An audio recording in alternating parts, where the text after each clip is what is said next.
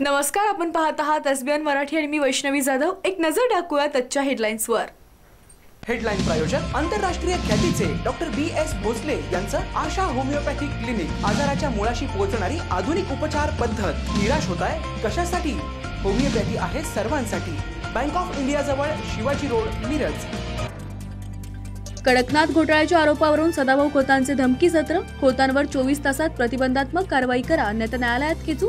Advocate Amit Shinde. मंत्री सदा खोत यांनी पत्रकार परिषद घेऊन जाहीरपणानं असंसदीय भाषा वापरून, घाणेरड्या पद्धतीची भाषा वापरून धमकी वजा इशारे पत्रकार परिषदेमध्ये दिलेले आहेत। ही अतिशय गंभीर गोष्ट आहे। महाराष्ट्राच्या एका मंत्र्यानं अशा पद्धतीची पत्रकार परिषदेत घेऊन असंसदीय भाषा वापरणं हे खेदजनक आहे, धक्कादायक आहे। याची गांभीर्यानं दखल घ्यावी आणि पोलिसांनी मंत्री सदा खोत यांच्यावरती प्रतिबंधात्मक कारवाई करावी। या आंदोलकांच्यावरती कोणत्याही प्रकारचा त्यांना काही झालं तर त्याची सगळी जबाबदारी ही मंत्री सदा खोत यांची राहील। ही आंदोलन हा गुन्हा फक्त महाराष्ट्रापुरता मर्यादित नसून आज छत्तीसगड, राजस्थान इथून शेतकरी येऊन गुन्हे दाखल करत आहेत। त्यामुळे याची स्वतंत्र चौकशी झाली पाहिजे, याची SIT नेमली केली पाहिजे। आणि कृषी मंत्र्यांना आम्ही हे आव्हान देतो की या शेतकऱ्यांचे जे आता नुकसान होत आहे त्या नुकसानीसाठी त्यांनी तातडीनं त्यांना मदत जाहीर करावी, त्यांच्या नुकसानीची जबाबदारी निश्चित करावी। आणि अशा पद्धतीची भाषा वापरल्याबद्दल मुख्यमंत्र्यांनी याची दखल घेत मंत्री सदा खोत यांची आमदारकी आणि यांचं मंत्रिपद रद्द करावं।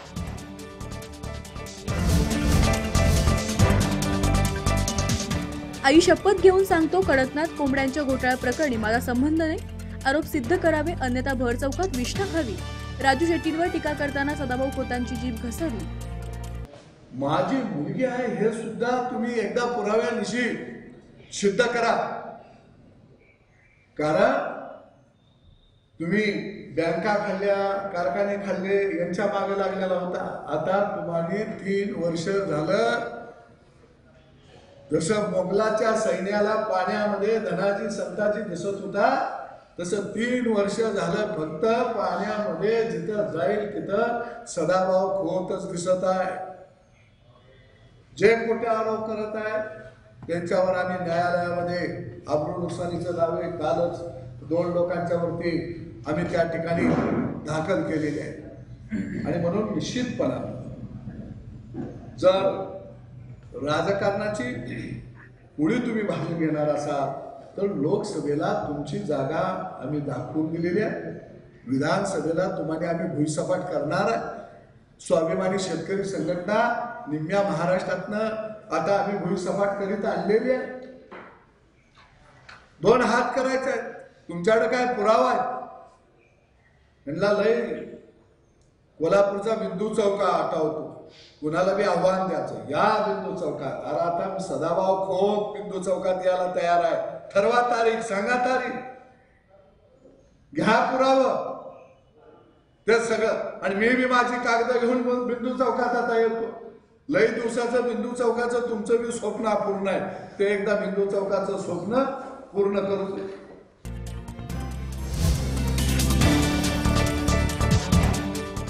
स्वर्गीय RR पाटील यांच्या तासगावातील पूर्णाकृती पुतळ्याचे अनावरण। कट्टर विरोधक असणारे गोपीचंद पडळकर यांनीही लावली हजेरी।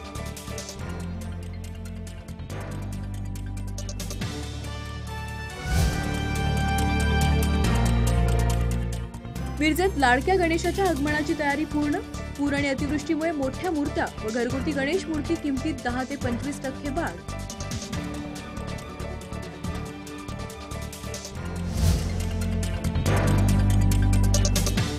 महापुराचं गणेशोत्सवावर मोठं सावट। गणेश मूर्ती खरेदी करण्यासाठी भाविकांचा अल्प प्रतिसाद, तर गणपती संस्थानाचे 5 दिवसांचा उत्सव साध्या पद्धतीने साजरा करण्याचा घेतला निर्णय। हो, 2005 नंतर परत असं काही इतक्या लवकर होईल असं वाटलं नव्हतं। आणखीन जेव्हा मला कळलं हे तेव्हा हेही आपले गाडगे साहेब आमदार आहेत, तर त्यांनी जे काम चालवलेलं आहे, RSSच्या लोकांनी जे काम चालवलेलं आहे त्याच्यात एक खारीचा वाटा म्हणून मी एक रक्कम त्यांनाही पाठवून दिली। पण मुख्यतः गणपती उत्सव हा फार मोठ्या प्रमाणात केला जातो त्याच्यात कटौती करून तो पैसा ह्याच्यामध्ये आमच्या पूरग्रस्त लोकांच्या, आणखीन आमच्या स्टाफमधल्या लोकांच्या ज्यांच्या घरामध्ये 8-8 फूट पाणी गेलं त्या मदतीचा हात म्हणून तो वाचवलेला पैसा त्यांना आम्ही देत आहोत.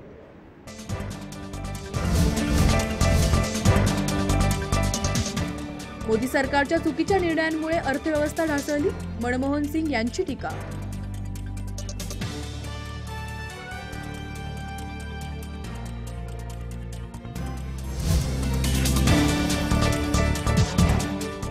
भाजपच्या महाजनादेश यात्रेनिमित्त सोलापुरात युवक काँग्रेस पक्षाकडून पोस्टरबाजी.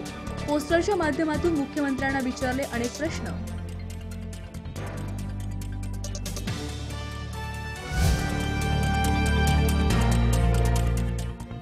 शरद पवारांची शेवटची धडपड सुरू. ऊर्जामंत्री चंद्रशेखर बावनकुळे यांची वर्धात शरद पवारांवर बोचरी टीका.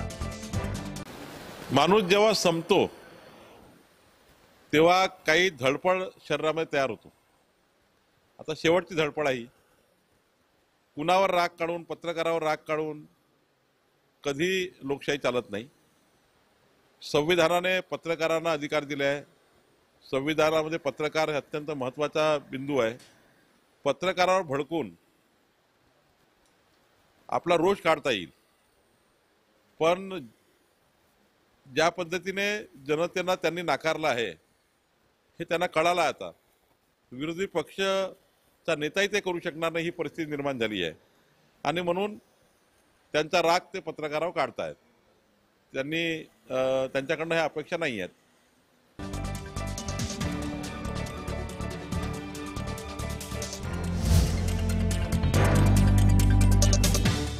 मुंबई पुणे एक्सप्रेस वेवर मोठ्या प्रमाणात वाहतूक कोंडी. 5 ते 6 किलोमीटरपर्यंत वाहनांच्या लांबच लांब रांगा.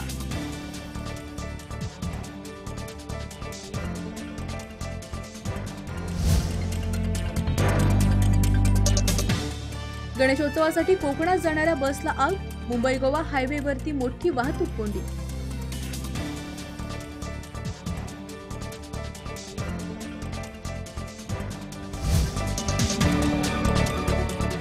हेडलाईन्स प्रायोजक सेवा सदन लाईफलाईन सुपर स्पेशालिटी हॉस्पिटल. जागतिक दर्जाच्या सुविधा आता तुमच्या खिशाला परवडतील अशा. सांगली मिरज रोड, मिरज.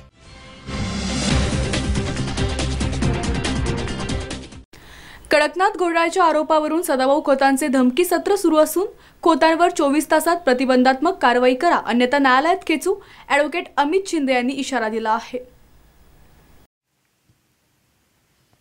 कडकनाथ कुक्कुटपालन घोटाळ्यावरून वादाच्या भोवऱ्यात सापडलेले सदाभाऊ खोतांनी धमकी सत्र सुरू केलं असून कार्यकर्त्यांना धमकीची भाषा वापरणाऱ्या मंत्री सदाभाऊ खोतांवर कारवाई करण्यासाठी सर्व सामाजिक संघटना एकवटलेत. काल मंत्री सदाभाऊ खोत यांनी पत्रकार परिषद घेऊन जाहीरपणे असंसदीय भाषा वापरून, घाणेरड्या पद्धतीची भाषा वापरून धमकी दिल्याचा आरोप यावेळी करण्यात आला आहे. पत्रकार परिषदेमध्ये धमकीची आणि गलिच्छ भाषा वापरणं ही अतिशय गंभीर गोष्ट असून महाराष्ट्राच्या एका मंत्र्यानं अशा पद्धतीची पत्रकार परिषद घेऊन असंसदीय भाषा वापरल्यामुळे त्यांच्यावर पोलिसांनी प्रतिबंधात्मक कारवाई करावी आणि तसेच फाळकूट गुंडांवर अशा प्रकारच्या गुन्हा दाखल करतात तसाच गुन्हा सदाभाऊ खोत यांच्यावर दाखल करावा. कडकनाथ घोटाळ्याची स्वतंत्र यंत्रणेकडून चौकशी झाली पाहिजे आणि शेतकऱ्यांचे होत असणाऱ्या नुकसानीसाठी त्यांना मदत जाहीर करावी. त्यांच्या नुकसानीची जबाबदारी निश्चित करावी आणि सदाभाऊ खोतांच्या वक्तव्याबद्दल मुख्यमंत्र्यांनी खोतांची आमदारकी रद्द करावी. पोलिसांनी 24 तासाच्या आत प्रतिबंधात्मक कारवाई करावी आणि नाही केली तर नाईलाजास्तव पोलिसांविरुद्ध न्यायालयांमध्ये जावे लागेल आणि याची नोंद घ्यावी लागेल, अशी मागणी सांगलीमध्ये सर्व सामाजिक संघटनांनी केली आहे. कडकनाथ कुक्कुटपालनाच्या संदर्भात जो काही घोटाळा समोर येत आहे त्या घोटाळ्याच्या अनुषंगानं सर्व पक्षाचे कार्यकर्ते त्याच्यावरती आंदोलन करत आहेत. याच्यामध्ये प्रहार, त्याचबरोबर वंचित आघाडी, पुरोगामी पक्षातील कार्यकर्ते सर्वच जण त्याच्यावरती भूमिका घेत आहेत. हे असताना काल मंत्री सदा खोत यांनी पत्रकार परिषद घेऊन जाहीरपणानं असंसदीय भाषा वापरून, घाणेरड्या पद्धतीची भाषा वापरून धमकी वजा इशारे पत्रकार परिषदेमध्ये दिलेले आहेत ही अतिशय गंभीर गोष्ट आहे. महाराष्ट्राच्या एका मंत्र्यानं अशा पद्धतीची पत्रकार परिषद घेऊन असंसदीय भाषा वापरणं हे खेदजनक आहे, धक्कादायक आहे. याची गांभीर्यानं दखल घ्यावी आणि पोलिसांनी मंत्री सदाखोत यांच्यावरती प्रतिबंधात्मक कारवाई करावी. या आंदोलकांच्यावरती कोणत्याही प्रकारचा त्यांना काही झालं तर त्याची सगळी जबाबदारी ही मंत्री सदाखोत यांची राहील. ही आंदोलन हा गुन्हा फक्त महाराष्ट्रापुरता मर्यादित नसून आज छत्तीसगड, राजस्थान इथून शेतकरी येऊन गुन्हे दाखल करत आहेत. त्यामुळे याची स्वतंत्र चौकशी झाली पाहिजे, याची SIT नेमली केली पाहिजे. आणि कृषी मंत्र्यांना आम्ही हे आव्हान देतो की या शेतकऱ्यांची जे आता नुकसान होत आहे त्या नुकसानीसाठी त्यांनी तातडीनं त्यांना मदत जाहीर करावी, त्यांच्या नुकसानीची जबाबदारी निश्चित करावी. आणि अशा पद्धतीची भाषा वापरल्याबद्दल मुख्यमंत्र्यांनी याची दखल घेत मंत्री सदाखोत यांची आमदारकी आणि यांचं मंत्रिपद रद्द करावं. यासाठी आम्ही 24 तासाची मुदत देत आहोत. पोलिसांनी जर प्रतिबंधात्मक कारवाई 24 तासात केली नाही तर आम्हाला नाईलाज असतो पोलिसांविरुद्ध न्यायालयामध्ये भारतीय दंडविधान संहिता कलम 166 नुसार तक्रार दाखल करावी लागेल. याची नोंद घ्यावी. सदाभाऊ खोत हे अंगावर का घेत आहेत? काय संबंध नसताना मग काय? सदाभाऊ खोत यांना ज्यांचा जरी या गुन्ह्याशी कोणत्याही प्रकारचा संबंध नाही आहे तर ते पत्रकार परिषद घेत आहेत, इतके आग पाकड का करतायत, तुम्हाला राग काय येतो, हाच मूळ आंदोलकांचा सर्वांचा सवाल आहे. आणि अशा पद्धतीने सदाखोतांनी लक्षात ठेवावं की तुम्ही विरोधक असताना कोणत्या पातळीची भाषा वापरत होता. आणि अशा पद्धतीनं आम्ही सुद्धा क्रांतिसिंह नाना पाटलांचेच वारसदार आहोत हे सदाभाऊ खोतांना जाणीव करून देण्याची आता वेळ आलेली आहे आणि ते आम्ही निश्चितपणाने करून देऊ. नाही, त्यांचं असं मत आहे की राजकारण सोडेन मी, माझ्यावर आरोप सिद्ध करा. नाही, राजकारण ते होते अशा धमक्या त्यांनी आजपर्यंत 1000 वेळा दिलेल्या आहेत. तुम्ही राजकारण सोडा न सोडा, पहिला तुम्ही रयतला बोलल्यानंतर तुम्हाला ते एक पिक्चर होता ना की पीटर को गुस्सा क्यों आता है, तर सदाभाऊ को गुस्सा क्यों आता है हे त्यांनी एकदा पहिल्यांदा सांगावं. आणि एवढीच कळकळ आहे तर शेतकऱ्यांना पहिल्यांदा तुम्ही अनुदान देऊन त्या शेतकऱ्यांना वाचवा आणि त्यांच्यावरती गुन्हे दाखल करा. कुमार रॉय है, मैं अंबिकापुर छत्तीसगढ़ से आया हुआ हूँ. मैंने यहाँ महाराजा एग्रो इंडिया में जो है अपना इन्वेस्टमेंट किया हुआ है. तो आपको बताना चाहूँगा कि इसमें हमारा जो है कंपनी ने 5 यूनिट का जो है हमसे एग्रीमेंट किया हुआ है. 5 यूनिट में कंपनी में जो हमने इन्वेस्टमेंट किया हुआ है 4,22,000 रुपये. और इसके बाद जब हमने फरवरी महीने मार्च महीने में जब हमारे पास जो चीक आए तो उनकी जो स्थिति थी बहुत ख़राब थी, क्योंकि काफ़ी दूर से उन लोगों ने ट्रांसपोर्टेशन के द्वारा भेजा था तो बहुत ज़्यादा मोटिलिटी हो गई. ठीक है, कंपनी को हमने बार बार कॉल किया, जो भी कंपनी के संबंधित वहाँ पे एम्प्लॉय थे उनका प्रॉपर रिस्पॉन्ड नहीं था. उनका कहना था कि ठीक है हम बाद में रिप्लेसमेंट करेंगे, आप अभी देख लीजिए. फीड के लिए हमने कम से कम 20 बार फ़ोन करा होगा, उनके पीछे फॉलोअप किया, वहाँ से कोई रिस्पांस नहीं था. इवन इसके बाद हमने इनको बोला कि सर हमको काम नहीं करना आपके साथ, हम सीधा एग्रीमेंट तोड़ रहे हैं. तो इनके यहाँ से बोला जाता है कि ठीक है अगर आप ये करोगे, अगर कोर्ट केस करोगे तो भाई इनका भी पॉलिटिकल अप्रोच है. हमें नहीं पता है कि किस पॉलिटिकल पार्टी से ये संबंध रखते हैं या नहीं रखते हैं. बट एक आदमी 400-500 करोड़ की धोखाधड़ी करता है और वो भागता है तो किसी न किसी के संरक्षण में ये काम हो रहा है. अकेले के बस की बात नहीं है कि वो ऑल ओवर इंडिया में इतने सारे मतलब 500 करोड़ रुपए का लगभग घोटाला करके वो भाग जाए.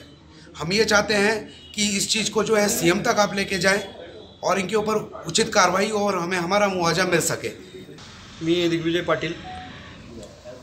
गेली अनेक वर्ष शेतकरी चळवळीमध्ये आम्ही काम करतो आहे आणि कडकनाथचा विषय घेऊन कडकनाथमध्ये घोटाळा झाला आहे म्हणून ज्यावेळी आम्हाला सगळ्या तरुण शेतकऱ्यांनी कर्जबाजारी झालेल्या शेतकऱ्यांनी ज्यावेळी अप्रोच केला त्यावेळी आम्ही ते आंदोलन उभा केलं आणि गुन्हे नोंद होत नव्हते, शेतकऱ्यांची कुठेही दखल घेतली जात नव्हती आणि ते गुन्हे नोंद व्हावेत याच्यासाठी इस्लामपूरमध्ये जे आंदोलन 30 तारखेला घेतलं आम्ही, त्या आंदोलनानंतर माझ्यावर सदाशिव रामचंद्र खोत राज्यमंत्री कृषी पणन महाराष्ट्र राज्य यांनी स्वतः फिर्याद दिली. त्यांनी फिर्याद देण्याचं त्यांचा लोकशाही हक्क मी मान्य करतो. त्यांनी जे काही आम्हाला आव्हान दिलेलं आहे ते आम्ही न्यायालयात सिद्धही करू. माझा आक्षेप एकाच गोष्टीवरती आहे की जर का तुमचा याच्यामध्ये काही संबंध नाही तर तेवढं सांगायचं होतं, तुम्हाला एवढा राग काय येतो आहे. दुसरी गोष्ट, तुम्ही जी काही पत्रकार परिषद घेतली त्या पत्रकार परिषदेमध्ये म्हणजे आजपर्यंतच्या इतिहासामध्ये महाराष्ट्र राज्याचा कोणताही मंत्री या प्रकारची असंसदीय आणि गलिच्छ भाषा वापरलेला तुम्हाला इतिहासात उदाहरण सापडणार नाही. अशा प्रकारची भाषा वापरली म्हणजे तुम्ही भर चौकात गू खाल्ला पाहिजे, तुमचं श्राद्ध जेवल्याशिवाय मी वर जाणार नाही, आडवा करीन, सावज टप्प्यात आल्यावर शिकार करणार, या धमक्या तुम्ही दिलेल्या आहेत. हेच म्हणजे तुम्ही बोलताना जरा तर याचं भान ठेवायला पाहिजे होतं. मूळ मुद्दा शेतकऱ्यांचे प्रश्न सोडवण्याचा होता. आमचाही मूळ मुद्दा हा शेतकऱ्यांचा प्रश्न सोडवण्याचा होता आणि तो तुम्ही त्याच्याबद्दल काहीही न बोलता तुम्ही हे सगळं बोलत गेलात. वास्तविक पाहता आत्ता शेतकऱ्याला फीड नाही आहे. कंपनीनं हात वर केलेले आहेत महाराष्ट्रातनं. फीड नसल्यामुळं कोंबड्या मरत आहेत. कोंबड्या मेल्या की शेतकऱ्याचा पूर्ण प्रोजेक्ट फेल जाणार आहे. मग राहिलेल्या कोंबड्या त्याच्या ॲग्रीमेंटमुळं त्या शेतकऱ्यांना विकताही येत नाही आहेत. म्हणजे सगळीकडं कात्रीमध्ये सापडलेला शेतकरी आहे, त्याला तातडीनं न्याय द्यायची भूमिका गेली 2 महिने झालं हे प्रकरण चालू आहे.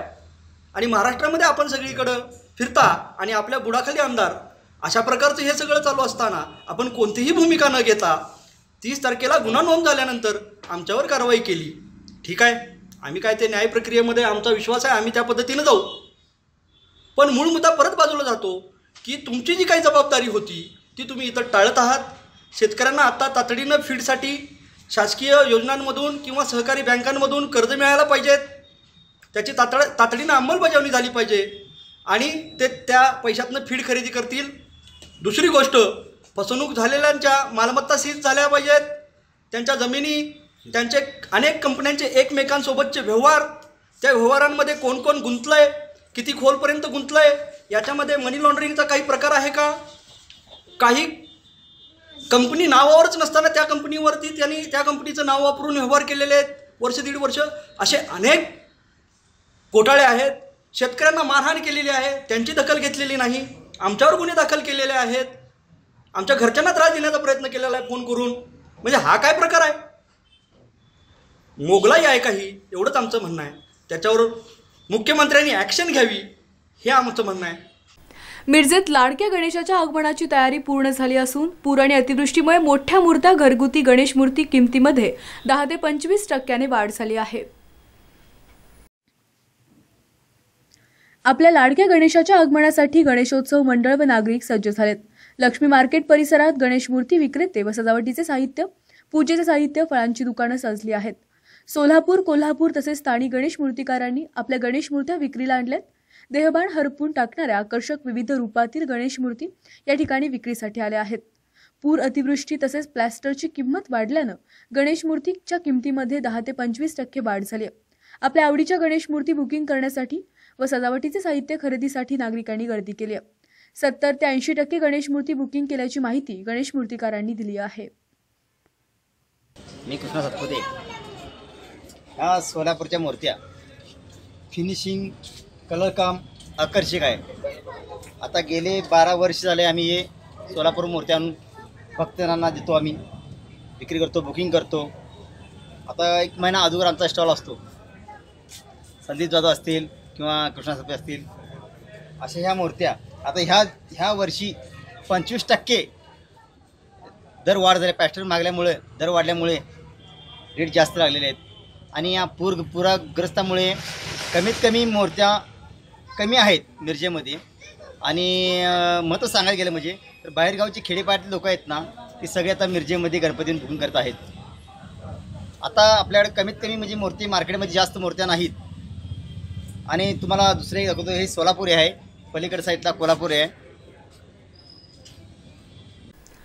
भाजपच्या महाजनादेश यात्रेनिमित्त सोलापुरात युवक काँग्रेस पक्षाकडून पोस्टरबाजी करण्यात आली असून पोस्टरच्या माध्यमातून मुख्यमंत्र्यांना अनेक प्रश्न विचारले आहेत. सोलापूर युवक काँग्रेसच्या पक्षाकडून आज रोजी भाजपाची महाजनादेश यात्रेनिमित्त पार्क चौक येथे पोस्टर लावण्यात आले. त्यामध्ये 5 वर्षात दिलेले आश्वासन पूर्ण केले नसल्याचे फलक लावण्यात आले. या पोस्टरच्या माध्यमातून मुख्यमंत्री देवेंद्र फडणवीस यांना युवक काँग्रेसने सवाल केलेत. मेगा भरतीचं काय झालं? औद्योगिक क्षेत्रामध्ये महाराष्ट्राचे पिछेहाट का? पीक विम्याच्या नावाखाली शेतकऱ्यांची लूट, शेतकऱ्यांच्या आत्महत्येमध्ये सातत्यानं वाढ, सरकारची फसवी शेतकरी कर्जमाफी योजना, वाढती गुन्हेगारी, घटते रोजगार, ढासळणारी कायदा सुव्यवस्था, वाढत असलेल्या भ्रष्टाचारास क्लीन चिटद्वारे संरक्षण, विजेचे वाढते दर, लोड शेडिंग, मेक इन महाराष्ट्राचा फज्जा, धनगर मुस्लिम समाज आरक्षणाचं काय झालं असे प्रश्न युवक काँग्रेसच्या वतीने पोस्टरच्या माध्यमातून विचारण्यात आले आहेत. सोलापुरात महाजनादेश, खरं तर त्याला महाजनादेश म्हणता येणार नाही, महाजनांच्या आदेशावर निघाली यात्रा असं म्हणता येईल. या प्रकारे या यात्रा सोलापूरमध्ये येत आहे. पण गेल्या 5 वर्षामध्ये कुठली ठळक अशी कामगिरी न करता या ठिकाणी त्यांनी यात्रेचं काम या ठिकाणी चालू केलं आहे. आम्ही या ठिकाणी यात्रेचा पर्दाफाश करण्याचा प्रयत्न युवक काँग्रेसच्या माध्यमातून या ठिकाणी केला आहे. आणि या पोस्टरच्या माध्यमातून आम्ही त्यांना काही प्रश्न विचारलेत. त्यांनी मागच्या वर्षी सांगितलं की मेगा भरतीचं काय झालं, शेतकऱ्यांच्या आत्महत्या असतील, वाढतं वीज बिल असेल, स्मार्ट सिटीची रखडलेली कामं असतील, असे असंख्य प्रश्न आम्ही त्यांना या पोस्टरच्या माध्यमातून विचारतोय. दुसरी गोष्ट की या पार्कमध्ये माननीय मुख्यमंत्री महोदयांच्या मंत्रालयातून या ठिकाणी दबाव होतोय. हे पार्क चौक नो डिजिटल झोन असताना सुद्धा या ठिकाणी दबावाचा वापर करून या ठिकाणी डिजिटल लावले जात आहेत. आणि त्याचाच एक निषेध म्हणून आम्ही आमचा डिजिटल या ठिकाणी लावला आहे. आणि निश्चितपणे आम्ही विनंती करतो की सर्वांना, आपण दुसरं जर पाहिलं तर आज सर्व ठिकाणी सभागृहात पार्क स्टेडियम असं नाव दिलं आहे. इंदिरा गांधी पार्क स्टेडियम असं नाव असताना सुद्धा म्हणजे इंदिरा गांधी म्हणजे गांधीजींची गांधी नावाची एवढी ॲलर्जी या लोकांना झाली आहे. आणि माननीय मुख्यमंत्री मध्ये महाराष्ट्र एकीकडं अधोगतीकडे वाटचाल करत असताना स्वतःची यात्रा काढत आहेत. आणि आम्ही त्यांना माध्यमातून त्यांना आमच्या प्रश्नांची उत्तर त्यांनी या ठिकाणी आज सायंकाळी 6च्या समितीने द्यावी अशी युवक काँग्रेसच्या माध्यमातून आम्ही त्यांना विनंती करत आहोत. शरद पवारांची शेवटची धडपड सुरू. ऊर्जा मंत्री चंद्रशेखर बावनकुळे यांनी वर्धात शरद पवारांवर बोचरी टीका केली आहे.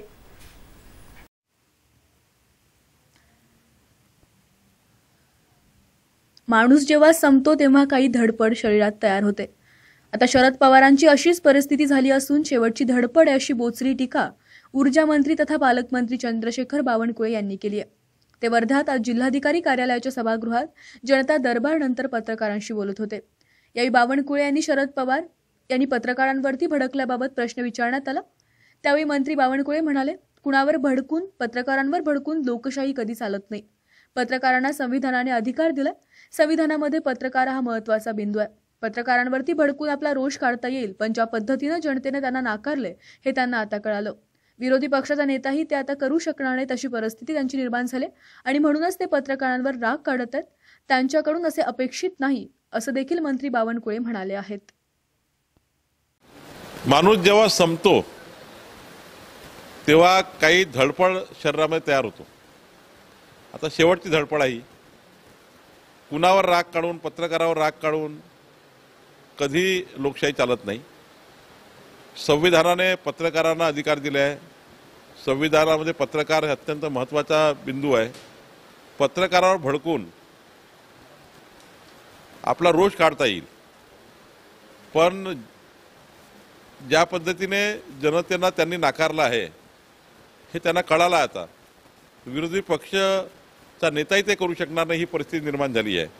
आणि म्हणून त्यांचा राग ते पत्रकारावर काढतायत. त्यांच्याकडनं ह्या अपेक्षा नाही आहेत. त्याची संपूर्ण चौकशी कलेक्टरनी केली आहे. ज्या ठिकाणी काही प्रायव्हेट जागेवर, गव्हर्नमेंट लँडवर ज्या टीपी घेतल्या नसेल, समृद्धी महामार्गाला रॉयल्टी माफ आहे, रॉयल्टी भरायची नाही आहे, पण कोणतेही उत्खनन करण्यापूर्वी टीपी घ्यायची आहे कलेक्टरची. काही ठिकाणी टीपी न घेता उत्खनन झाल्याचं आढळलं आहे, तर त्यात नियमाप्रमाणे जो दंड असतो तो दंड करणे आणि ज्या ज्या कायद्यामध्ये त्याच्यामध्ये तरतुदी आहे तरतुदी पूर्णपणे अंमलात आणणे असं मी सूचना दिल्या आहे.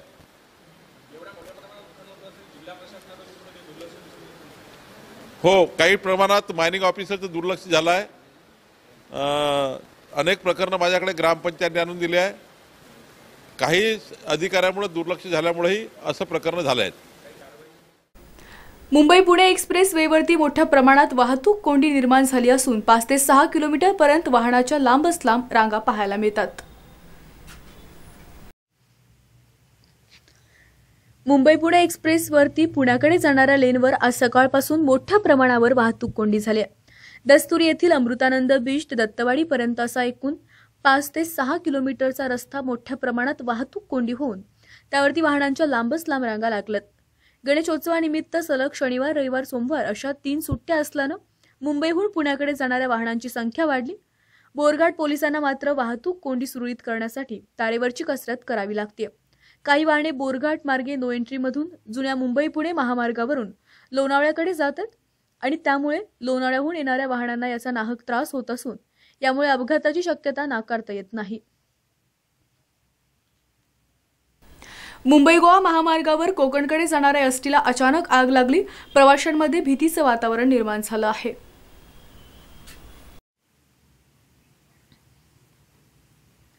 मुंबई गोवा महामार्गावरील वडपाले गावाजवळ सकाळी 7च्या सुमारास कोकणकडे जाणाऱ्या एसटीला अचानक आग लागल्यानं प्रवाशांची धावपळ उडाली आणि भीतीचं वातावरण निर्माण झालं. वाहतूक पोलिसांकडून प्राप्त झालेली माहिती अशी: एसटी गाडीतील सर्व प्रवासी सुखरूप आहेत. कोणतीही जीवितहानी झाली नाहीये, पण त्यांच्याकडे असलेल्या सामानाची राख झाले आणि पुन्हा वाहतूक सुरू करण्यात आली आहे. 10 वाजता आम्ही गांधी हॉस्पिटलच्या पाठीमागे साईबाबा मार्गावरून आम्ही गाडी निघाली. आमची गाडी दहिवली खुर्दमध्ये जाणार आता आणि मध्ये ट्रॅफिकमध्ये अडल्यामुळं लोक सर्व जागे होते आणि आता डोळा लागल्यावर अचानक आग लागली म्हणून फक्त बाहेर पडा म्हणून सर्व लोक बाहेर पडले. फक्त सामान कुठं कोणाचं काय आत बाहेर आलं नाही, बस एवढंच. किती लोक होतात? 52 पुरुष म्हणजे मोठे फुल आणि 7 हाफ.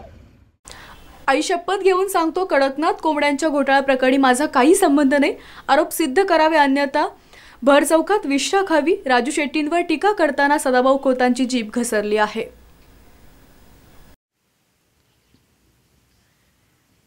आई शपथ घेऊन सांगतो, कडकनाथ कोंबड्यांच्या घोटाळा प्रकरणी माझा संबंध नाही, असं वक्तव्य कृषीराज मंत्री सदाभाऊ खोत यांनी केलं. माझ्यावर टीका करणाऱ्यांनी आरोप सिद्ध करावे अन्यथा भर चौकात विश्रा खावी असं आव्हान देखील सदाभाऊ खोत यांनी माजी खासदार राजू शेट्टी यांना दिले आहे. कडकनाथ कोंबडी पालन व्यवसायाच्या माध्यमातून शेतकऱ्यांची जवळपास 500 कोटींची फसवणूक झाल्याचा प्रकार समोर आलाय. कडकनाथ संबंधीची कंपनी सदाभाऊ खोत यांच्या नातेवाईकांची असल्याचा आरोप होत आहे. यावरून सदाभाऊ खोत आणि राजू शेट्टी एकमेकांवर आरोप प्रत्यारोप करत आहेत. मी मंत्री झाल्यापासून स्वाभिमानी शेतकरी संघटनेकडून सातत्याने माझ्यावर चुकीचे आरोप होत आहेत. कडकनाथ संबंधीच्या रयत ॲग्रो कंपनीशी माझा काही संबंध नाही. महारयत ॲग्रो आणि रयत क्रांती संघटना 2 शब्द समान असल्यानं विरोधक राजकीय पोळी भाजण्याचा प्रयत्न करतात. माझ्यावर झालेले आरोप सिद्ध झाले तर मी राजकारणातून संन्यास घेईन असं सदाभाऊ खोत यांनी म्हटलं. मात्र आरोप सिद्ध झाले नाही तर आरोप करणाऱ्यांनी भर चौकात विष्ठा खावी असं आव्हान दिलं. कडकनाथ प्रकरणाची सीआयडी चौकशी करण्याची मागणी आपण स्वतः मुख्यमंत्र्यांकडे केली. कोंबडी चोर म्हणणाऱ्यांना कोंबडीची तंगडी आवडते अशी टीका देखील खोत यांनी राजू शेट्टींवर केली आहे. सर्व चांगल्या आणि वाईट कार्यक्रमामध्ये, शुभकार्यामध्ये, दुःखामध्ये हे आमचे नेते गेली 25 वर्ष सामील होते. आम्ही त्यांच्या सुखदुःखामध्ये सामील होतो. त्यांचं कुटुंब, त्यांची नाती ही सदाभाऊला माहीत आहे. माझी नाती, माझं कुटुंब हे जर त्यांना माहीत नसेल तर मग त्यांचं कार्यकर्त्यावरचं प्रेम किती आहे हे आता अभ्यासावं लागेल. सदाभाऊला ना मुलगा ना मुलगी आहे, सदाभाऊला ना भाव आहे, सदाभाऊला ना चुलत भावाला एखादी मुलगी आहे. ती माझी जर मुलगी असती, तो माझा जावई असता, तर कुठला बाप असा आहे की तो लग्नाला मग जाणार नाही. कारण संस्कृतीमध्ये मुलीच्या लग्नाला बाप जातो ही हिंदू धर्माची संस्कृती आहे. मी त्या लग्नाला गेलो का एखादा फोटो असला तर दाखवा. लग्न पत्रिकेवर नाव छापलं, अखंड गाव नाव माझं छापतंय. अलीकडे प्रथा आहे की लग्नपत्रिकेमध्ये नेत्यांची नावं छापायची. आता लग्नपत्रिकेवर जर नेत्याचं नाव छापलं असेल कुणी आणि तो जर पुढं वाईट मार्गाला लागला असेल तर त्या नेत्याचा काय दोष आहे? असा कुठं कायदा नाही की लग्नपत्रिकेवर नाव छापत असताना परवानगी घ्यावी. माझी मुलगी आहे हे सुद्धा तुम्ही एकदा पुराव्यानिशी सिद्ध करा. कारण तुम्ही बँका खाल्ल्या, कारखाने खाल्ले, यांच्या मागे लागलेला होता. आता तुम्हाला 3 वर्ष झालं जसं मोगलाच्या सैन्याला पाण्यामध्ये धनाजी संताजी दिसत होता, तसं 3 वर्ष झालं फक्त पाण्यामध्ये जिथं जाईल तिथं सदाभाऊ खोतच दिसत आहे. जे खोटे आरोप करत आहेत त्यांच्यावर आम्ही न्यायालयामध्ये अब्रू नुकसानीचे दावे कालच 2 लोकांच्या वरती आम्ही त्या ठिकाणी दाखल केलेले आहेत. आणि म्हणून निश्चितपणा जर राजकारणाची मुळी तुम्ही भाग घेणार असाल तर लोकसभेला तुमची जागा आम्ही दाखवून दिलेली आहे. विधानसभेला तुम्हाला आम्ही भुईसपाट करणार आहे. स्वाभिमानी शेतकरी संघटना निम्म्या महाराष्ट्रातनं आता आम्ही भुईसपाट करीत आणलेली आहे. 2 हात करायचे आहेत. तुमच्याकडे काय पुरावा आहे? त्यांना लय कोल्हापूरचा बिंदू चौका आठवतो. कुणाला बी आव्हान द्यायचं, या बिंदू चौकात. अरे आता मी सदाभाऊ खोत बिंदू चौकात यायला तयार आहे. ठरवा तारीख, सांगा तारीख, घ्या पुरावं ते सगळं. आणि मी बी माझी कागद घेऊन बिंदू चौकात आता येतो. लई दिवसाचं बिंदू चौकाचं तुमचं बी स्वप्न अपूर्ण आहे, ते एकदा बिंदू चौकाचं स्वप्न पूर्ण करू. दुसऱ्या बाजूला स्वाभिमानी शेतकरी संघटनेचा एक कार्यकर्ता, एक नेता यानं खाजगी सावकारकी केलेली नाही शिरोळ तालुक्यामध्ये. आणि त्यामध्ये अमर आत्मे नावाच्या शेतकऱ्यानं आत्महत्या केलेली होती. पोलीस स्टेशनला गुन्हा दाखल. मग हा काय नेत्याचा दोष आहे का? मी म्हणणार ना की खाजगी सावकारकी नेत्यानं त्याला करायला सांगितलेली, ते त्या कार्यकर्त्यानं तो व्यवसाय केलेला आहे. पण तो व्यवसाय केला असेल तर तो शिक्षेला पात्र असेल. म्हणजे आम्ही तुमच्यासारखे असे नेबळात नाही की आबाळाच्या आडानं बाण मारणारे. आम्ही मैदानातले आहे, लढावं. आम्हाला मैदानात लढायचं माहित आहे. कुणाच्या तर पाठीमागं उभा राहून कुणावर तलवारी चालवण्याचा आमच्या रक्तामध्ये नाही. जे आमच्या रक्तामध्ये आहे ते समोरासमोर येऊन वार करण्याचं आमच्या रक्तामध्ये आहे. आणि म्हणून निश्चितपणानं मला वाटतं की या प्रकरणाचं राजकारण होऊ नये. कारण या राजकारणामध्ये भरडला जाणार आहे तो फसवणूक झालेला शेतकरी भरडला जाणार आहे. त्या शेतकऱ्याला न्याय मिळणं अत्यंत गरजेचं आहे. तो आर्थिक कुंडीमध्ये सापडलेला आहे. आणि म्हणून त्या शेतकऱ्याच्या बाजूनं जास्तीत जास्त कसं उभा राहता येईल आणि त्या शेतकऱ्यांना कसा जास्तीत जास्त न्याय मिळवून देता येईल या दृष्टिकोनातून खऱ्या अर्थानं आपण काम करणं गरजेचं आहे असं मला वाटतं. धन्यवाद. मोदी सरकारच्या चुकीच्या निर्णयांमुळे अर्थव्यवस्था ढासळली असल्याची टीका मनमोहन सिंग यांनी केली आहे. देशाच्या जीडीपीमध्ये झालेल्या घसरणीवरून माजी पंतप्रधान मनमोहन सिंग यांनी मोदी सरकारवर निशाणा साधला. मोदी सरकारने घेतलेल्या चुकीच्या निर्णयांचा फटका आज देशाला बसतोय. नोटबंदी आणि जीएसटी सारखे निर्णय देशातील आर्थिक मंदीसाठी कारणीभूत ठरतात, अशी टीका मनमोहन सिंग यांनी केली. मागील तिमाहीत जीडीपी 5% होता. यातून असं दिसून येतं की देश मोठ्या आर्थिक मंदीतून जातोय. वेगाने विकास करण्याची क्षमता भारताकडे आहे, मात्र मोदी सरकारच्या चुकीच्या धोरणांमुळे ही परिस्थिती उद्भवली आहे. उत्पादन क्षेत्रातील वाढ थेट 0.6% घसरल्यामुळे स्थिती चिंताजनक आहे. नोटबंदी आणि जीएसटीमुळे ढासळलेली अर्थव्यवस्था सावरली नसल्याचं यातून स्पष्ट होतंय, असं देखील मनमोहन सिंग म्हणाले आहेत. Signals that we are in the midst of a prolonged slowdown. India has the potential to grow at a much faster rate, but all-round mismanagement by the Modi government has resulted in this slowdown. It is particularly distressing that the manufacturing sector's growth is tottering at 0.6%. This makes it very clear that our economy has not yet recovered from the man-made blunders of demonetization and a hastily implemented GST. Ganpati उत्सवावर महापुराचे सावट आलं असून सांगलीच्या गणपती संस्थानने 5 दिवसांचा उत्सव साध्या पद्धतीने साजरा करण्याचा निर्णय घेतला आहे. उद्यापासून सुरू होत असणाऱ्या गणपती उत्सवावर महापुराचं सावट आलंय. महापुराच्या पार्श्वभूमीवर सांगलीच्या गणपती संस्थानने आपला 5 दिवसांचा उत्सव साध्या पद्धतीने साजरा करण्याचा निर्णय घेतला. सांगली गणपती संस्थानचे अधिपती श्रीमंत विजयसिंह राजे पटवर्धन यांनी याबाबतची घोषणा केली. सांगलीचा मानाचा आणि सरकारी गणपती म्हणून सांगलीच्या संस्थानच्या उत्सवाकडे पाहिलं जातं.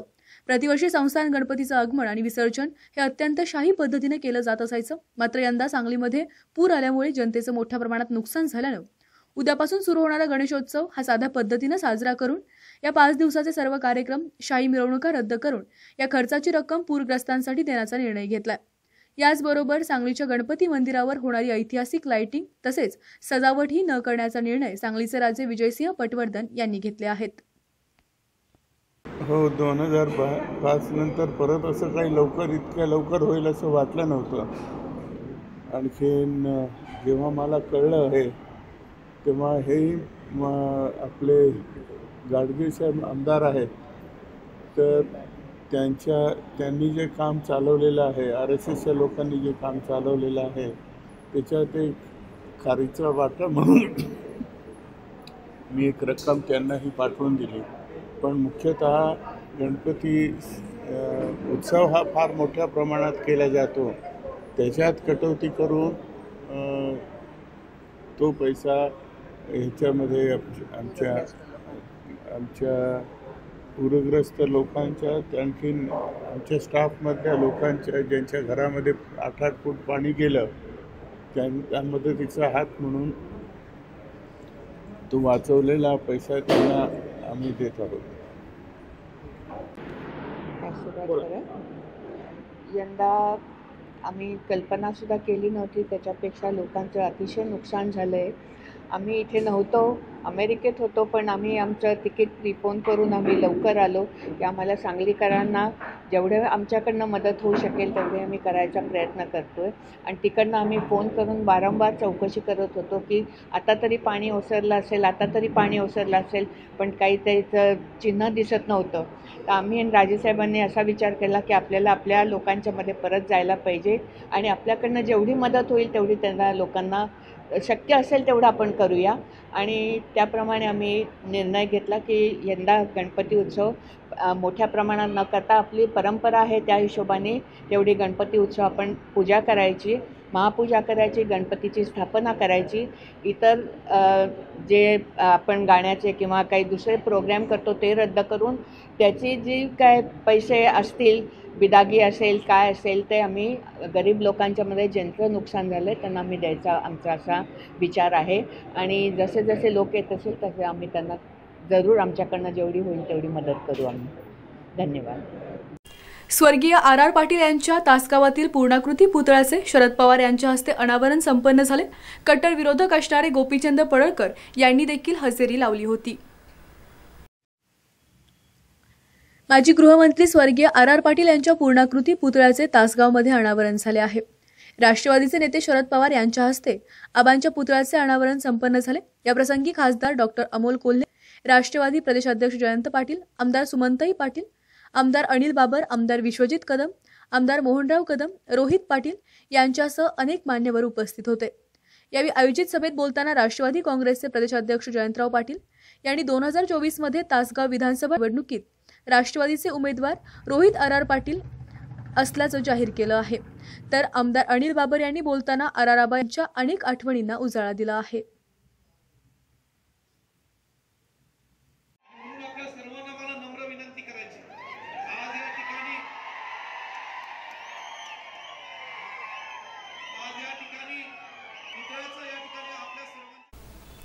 दोन दिवसावर आलेल्या गणेश उत्सवासाठी शिरोळमधील कुंभार सज्ज झाले आहेत.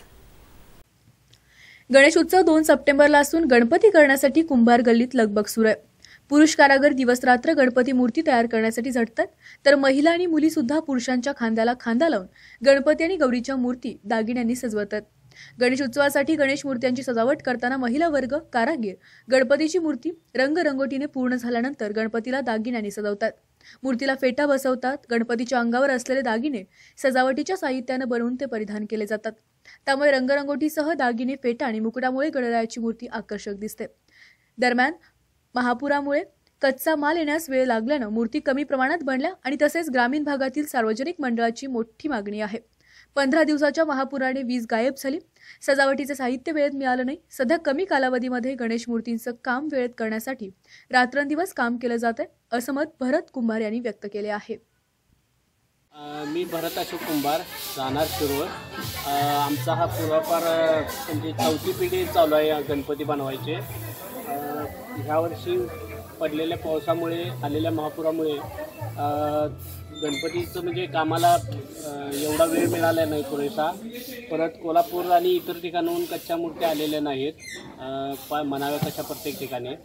आणि जो पाऊस पडला त्यात पण भरपूर म्हणजे मालाचं हे झालं आहे, म्हणजे भिजून ते नुकसान ते भरपूर लोकांचं झालं, तुरुंगवार ते. त्यामुळे ह्यावर्षी गणपतीचं काम अजून 2 दिवस आलं आहे, म्हणजे जवळ आलं आहे तरीसुद्धा काम राहिले. भरपूर प्रमाणात मूर्त्या हे जमवणार आहेत, कमी पडणार आहेत. आणि वाढलेल्या दरामुळे प्लॅस्टर किंवा कलरच्या दरामुळे मूर्त्यांचा दर पण वाढणार आणि मूर्त्या प्रत्येकांना मिळण्याची जरा कमी होईल. आणि पुरांमुळे भरपूर नुकसान झालेलं आहे गणपतीचं. याचबरोबर इथं वेळ होते का छोट्याशा ब्रेकची. ब्रेकनंतर बातम्यांचा ओघ असाच सुरू राहील. तुम्ही पाहत राहा फक्त SBN मराठी.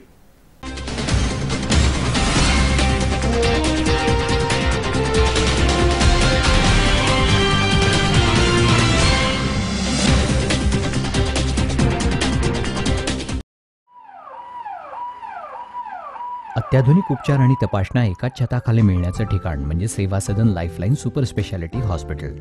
आंतरराष्ट्रीय निकषांनुसार तयार केलेलं आपल्या भागातलं पहिलं हॉस्पिटल म्हणजे सेवा सदन. अद्ययावत मशीन्स, सुपर स्पेशालिस्ट डॉक्टर्स आणि सर्वांना परवडतील असे माफक दर म्हणजे सेवा सदन.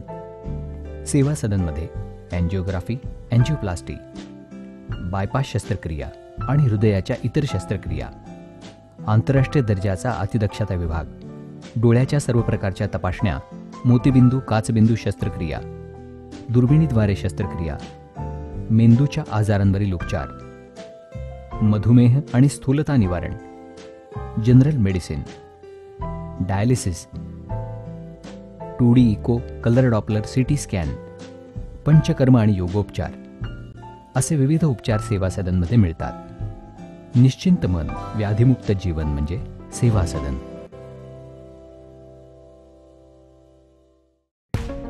This is Navkrishna Valley School, Sangli.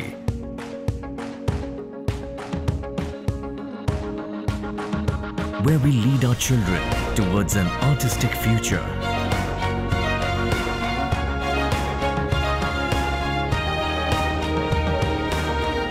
Where we carve them into cherished personalities. I will win a Nobel Prize for Chemistry. I want to become a painter. I am the next best footballer. I want to become an IAS officer. I want to join the Indian Army. I want to be the Prime Minister of India. Where we bring out their hidden skills. I want to win an Olympic gold for India. And make them into global achievers. As we march towards the 25th year of glory, we welcome you to Navkrishna Valley School. Enroll today. Suraj foundation संचलित Navkrishna valley Marathi माध्यम, इंग्रजी माध्यम, वसतिगृह व junior college या सर्व वर्गांसाठी प्रवेश सुरू. तरी सर्व इच्छुक विद्यार्थ्यांनी आजच प्रवेश घ्या. संपर्क प्राचार्य नवकृष्णा व्हॅली स्कूल व कॉलेज. Mobile number 77 68 00 38 10, 77 68 00 38 12, 77 68 00 38 17.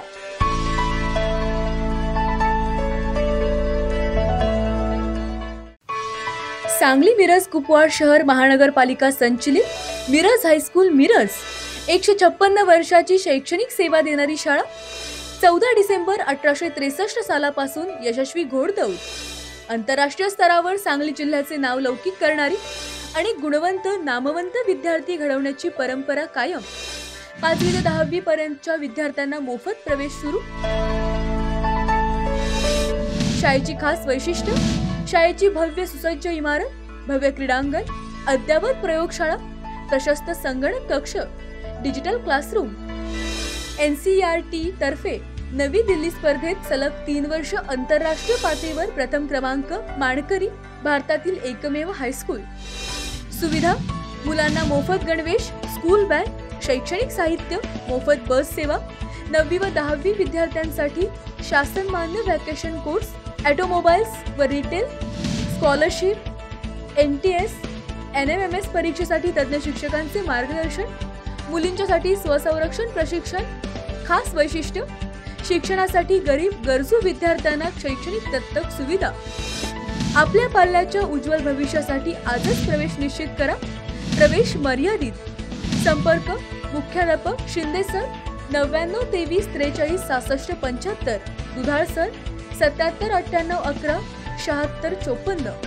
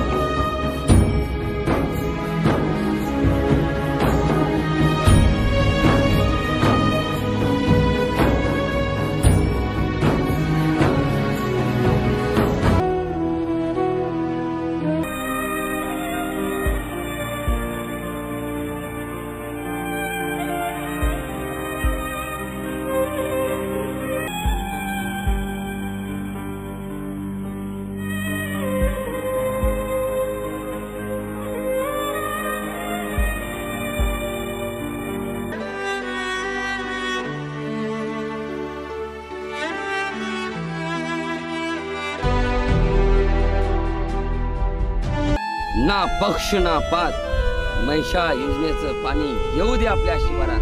आता थांबायचं नाही, आपण सर्वांनी एकजुटीने लढायचं आणि पाणी आल्याशिवाय आपण गप्प बसायचं नाही.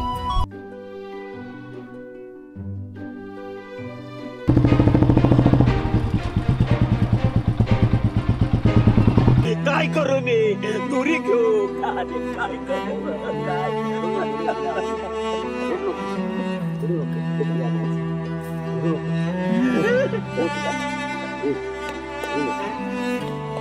युगानुयुगे उभे आहेत माथ्यावरता तळपता सूर्य तो सखा.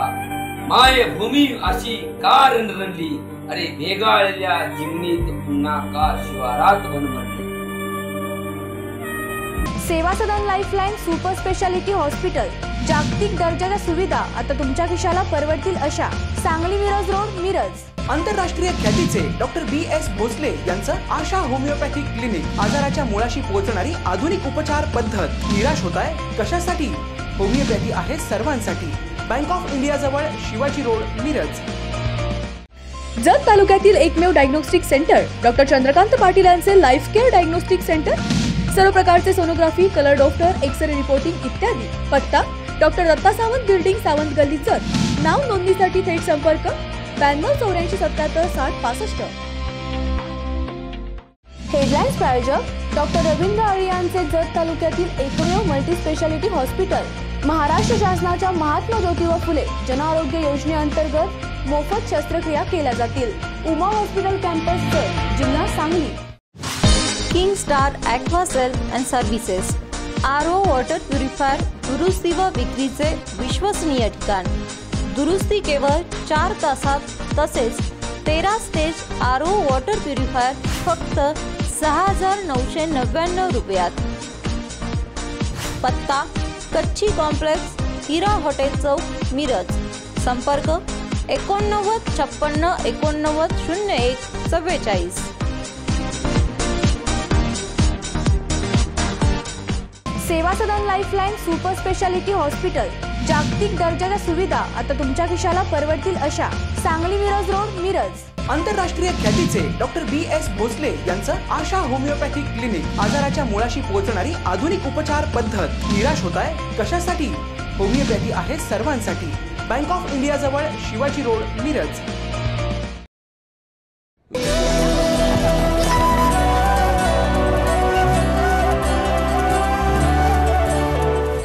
हेडलाईन्स प्रायोजक डॉक्टर रवींद्र आळे यांचे जत तालुक्यातील एकमेव मल्टी स्पेशालिटी हॉस्पिटल.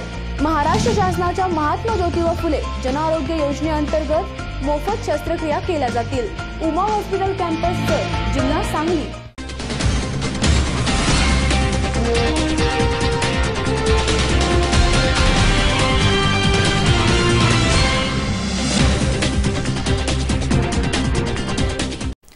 उस्मानाबाद येथील नागरिकांनी शिरोळमधील पूरग्रस्तांना मदत केली आहे. पश्चिम महाराष्ट्रात पूर परिस्थिती नियंत्रणात आली असली तरी देखील तेथील जीवनमान सुरळीत होण्यासाठी मदतीची गरज आहे. उस्मानाबाद जिल्ह्यातून शनिवारी आलेल्या नागरिकांनी तालुका शिरोळ येथील सर्व पूरग्रस्त कुटुंबांना प्रत्येकी 3,500 रुपये किमतीचे जीवनावश्यक वस्तूंचं किट व जनावरांना 4.5 टन पशुखाद्य वाटप केलं. कोल्हापूर जिल्हा पोलीस प्रमुख अभिनव देशमुख यांच्या हस्ते हे वाटप करण्यात आले. यावेळी सरपंच सुकन्या पाटील यांनी स्वागत करून गावातील पूरग्रस्त नागरिकांच्या विषयी माहिती दिली. तर सामाजिक कार्यकर्ते सागर कोळी यांनी सामाजिक काम व धार्मिक कार्यक्रमातून गाव एकसंघ असल्याचं सांगून त्यांनी एक गाव एक गणपती हा उपक्रम गावकरी राबवित असल्याचं सांगितले आहे. या भागातील विशेषतः शिरोळ तालुक्यातील अनेक गावांनी आपल्याला दिलेलं आहे. म्हणजे हे आमच्या जिल्ह्यातील हे सगळी जी टीम इथे आलेली आहे त्यांना मी येताना सांगत होतो की हा असा तालुका आहे की ह्याला सगळ्याच बाजूनी नद्यांनी वेढलेला आहे. कृष्णा असेल, कोयना असेल, वारणेचं पाणी, दूधगंगेचं पाणी, पंचगंगेचं पाणी, आणि त्याच्यामुळे अशा परिस्थितीत हे पूर्ण गावच्या गाव जेव्हा पाण्याखाली गेलं होतं तेव्हा या परिसरातील गावकऱ्यांनी अतिशय माणुसकीची भूमिका ठेवली. प्रत्येकाने एकमेकांना ज्या पद्धतीने मदत केली त्यामुळे आमचं प्रशासनाचं काम खरं तर खूप हलकं झालं. त्यामुळे या गावातल्या प्रत्येक व्यक्तीने अशा कठीण परिस्थितीमध्ये ज्या प्रकारचं वर्तन केलेलं आहे मला असं वाटतं की त्याच्यापासून अनेक गोष्टी आम्हाला सुद्धा शिकण्यासारख्या आहेत. आणि या टीमचं मी पुन्हा एकदा उस्मानाबादचे आभार मानतो की कारण ज्या भागातून ते आलेले आहेत त्यांनी त्याचा उल्लेख केला की हा भाग जे आहे की त्यांनी भूकंप 93मध्ये अनुभवलेला आहे. किल्लारीला जो भूकंप झाला होता त्यात मोठ्या प्रमाणामध्ये घरांची पडझड झाली होती आणि लोक मृत्युमुखीसुद्धा मोठ्या प्रमाणात पडले होते. त्यानंतर गेली 3 वर्ष झालं हा भाग दुष्काळ सोसतोय. अगदी पिण्याच्या पाण्याची सुद्धा तिथे अवस्था वाईट आहे. आणि आपल्याला कल्पना आहे की अगदी मागच्या वर्षीसुद्धा सांगलीवरून रेल्वेने तिथे पाणी पोहोचावं लागलं होतं लातूर उस्मानाबाद भागात. त्यामुळे अशा परिस्थितीमध्ये असलेल्या स्वतः अडचणीत असलेल्या भागातील लोकांनी ही मदत आपल्यासाठी गोळा केली आहे आणि त्यामुळे त्याचं कौतुक करावं तेवढंसं कमी आहे. त्यांनी आपापला खारीचा वाटा उचललेला आहे. कसल्याही प्रकारची संघटना किंवा कसल्याही प्रकारची NGO याच्यामध्ये सामील नाही, कुठलाही राजकीय पक्ष याच्यामध्ये सामील नाही आहे. सामान्य नागरिक जे आपला आपला व्यवसाय करतात, ते व्यापारी असतील, ते शिक्षक असतील, ते प्राध्यापक असतील, पत्रकार असतील, अशांनी ही मदत आपापल्या परीने गोळा केलेली आहे. आणि त्यामुळे हा जो किट आहे तो पाहिल्यानंतर तर निश्चितपणे कमीत कमी पुढची 3 ते 4 महिने ॲटलिस्ट एका कुटुंबाला ज्या जीवनावश्यक गोष्टी लागतात, मग ते ब्लँकेट असेल, सतरंजी असेल, भांडीकुंडी असतील आणि किराणाचं सामान असेल, पीठ असेल, अगदी मॉस्किटो कॉईलपर्यंत छोट्या छोट्या गोष्टी त्यांनी याच्यामध्ये जमा केलेल्या आहेत. त्यामुळे मी या संपूर्ण टीमचं मनापासून आभार मानतो आणि त्यांनी हा जो खारीचा वाटा उचललेला आहे त्याबद्दल मला असं निश्चितपणे म्हणावं असं वाटतं की त्यांनी आपल्या या पूरग्रस्तांना निश्चितपणे एक मोठा दिलासा त्यांनी दिलेला आहे. त्यामुळे या संपूर्ण गावातील प्रत्येक कुटुंबाला हा किट जो आहे तो त्यांच्या सहकार्याने आपल्याला प्राप्त झालेला आहे. त्यामुळे तुमच्यातर्फे सुद्धा आणि कोल्हापूर जिल्ह्याचा एक प्रतिनिधी म्हणून मी या सगळ्यांचे मनापासून आभार मानतो. जय हिंद, जय महाराष्ट्र. अहमदपूरला लवकरच रेल्वे आणू, मुख्यमंत्री देवेंद्र फडणवीस यांनी अहमदपूरकरांना आश्वासन दिले आहे. आज लातूर जिल्ह्यातील अहमदपूर येथे महाजनादेश यात्रेला सुरुवात झाली. यावेळी अहमदपूरच्या नागरिकांनी रेल्वेची मागणी केली होती. यास राज्याचे मुख्यमंत्री देवेंद्र फडणवीस यांनी रेल्वेसाठी लागणारा निधी 50% तरतूद करून अहमदपूरला रेल्वेची देण्याचं आश्वासन केलं. याबाबतची आजच रेल्वे मंत्री पियुष गोयल यांच्याशी बोलून या मंजुरीच्या प्रक्रियेला गती देण्याचं काम हाती घेतलं जाईल असा विश्वास अहमदपूरकरांना मुख्यमंत्री फडणवीस यांनी दिला आहे. च्या माध्यमातून 18,000 गावांपर्यंत पिण्याचं पाणी आपण नेलं. तुम्ही रेल्वेची मागणी या ठिकाणी केली. खरं म्हणजे मराठवाड्यामध्ये रेल्वे यावी याकरता आमच्या गोपीनाथराव मुंडेंचं स्वप्न होतं. या सरकारने बीडमध्ये, परळीमध्ये रेल्वे आणण्याचं काम केलं, पण अहमदपूरची रेल्वे आणण्याचं काम देखील हे सरकार या ठिकाणी करेल. आणि रेल्वेची जी मागणी तुम्ही केली आहे मी तुम्हाला आश्वस्त करतो, मी आजच रेल्वे मंत्र्याशी बोलणार आहे. आमच्या संभाजीरावांनी हुशारी केली आणि लातूरमध्ये रेल्वेची कोच फॅक्टरीज या ठिकाणी आणली आहे. आता चिंता करण्याचं कारण नाही आहे. आता रेल्वे करता जो काही निधी लागेल 50% निधी राज्य सरकारच्या वतीनं आणि 50% निधी केंद्र सरकारच्या वतीनं देऊन तुमच्या रेल्वेचा मार्ग देखील या ठिकाणी मोकळा केला जाईल. बंधू भगिनींनो, आज आपण बघतोय मोठ्या प्रमाणात कामं होत आहेत. आपले आदरणीय पंतप्रधान नरेंद्र मोदी. मारेगाव येथे मुस्लिम अंगणवाडी सेविकेने अंगणवाडीमध्ये तान्हा पोळा भरवला आहे. खासगी इंग्रजी शाळेत आणि चौकात मंडळातर्फे तान्हा पोळा दरवर्षी साजरा करण्यात येतो.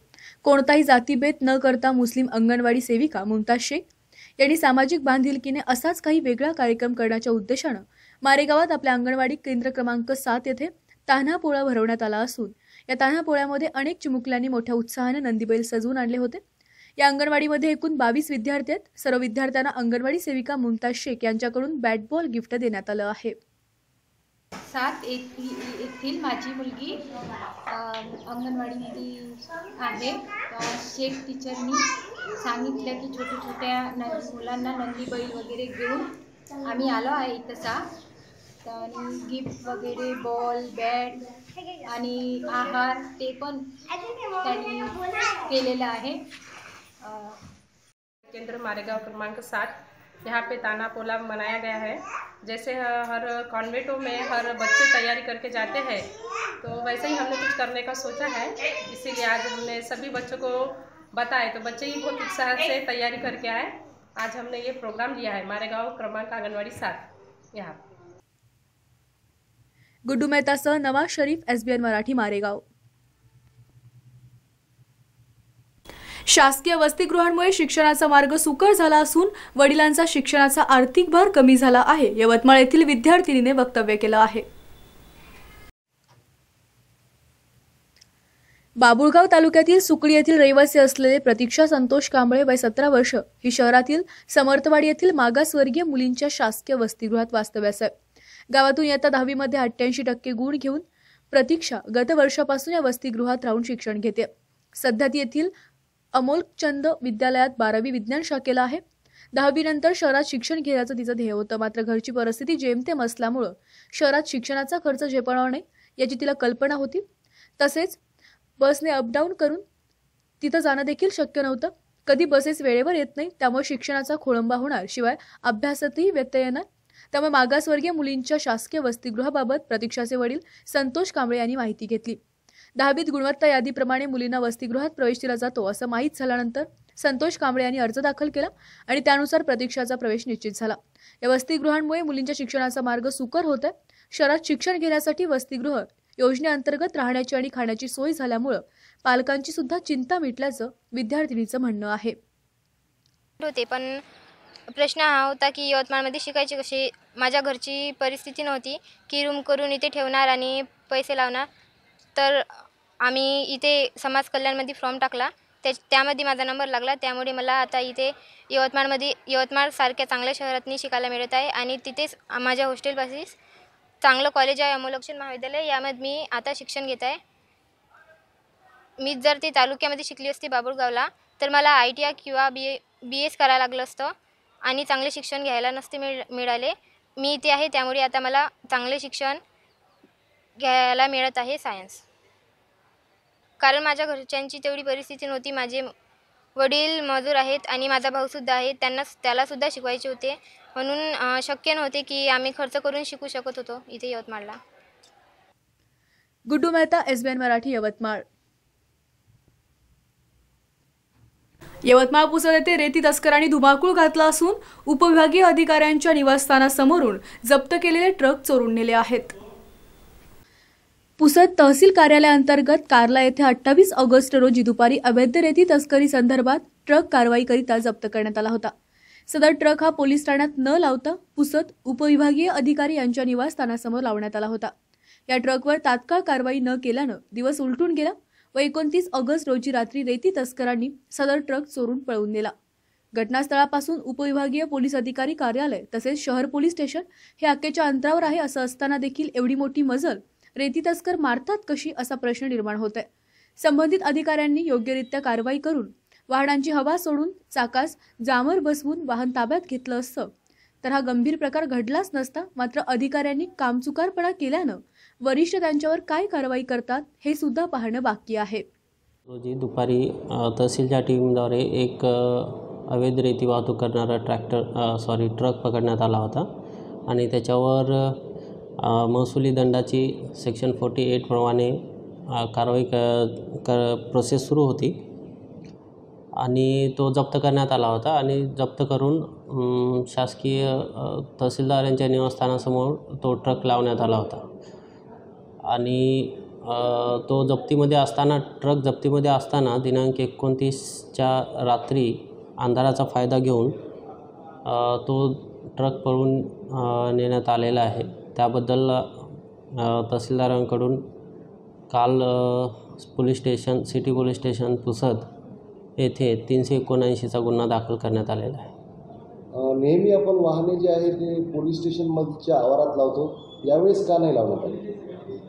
वाहन पोलीस स्टेशनच्या आवारामध्ये लावण्याच्या सूचना आम्ही तहसीलदारांना दिल्या होत्या, पण त्या ठिकाणी जागा कमी आहे असं कारण मला सांगण्यात आलं होतं. त्याच्यामुळे आमच्या शासकीय निवासस्थान परिसरामध्ये ते वाहन लावण्यात आलं होतं. वाहनाची हवा सोडून आणि त्याला जामर लावून असं का ठेवण्यात नाही आलं होतं जेणेकरून तो वाहन घेऊन जाता येऊ नये?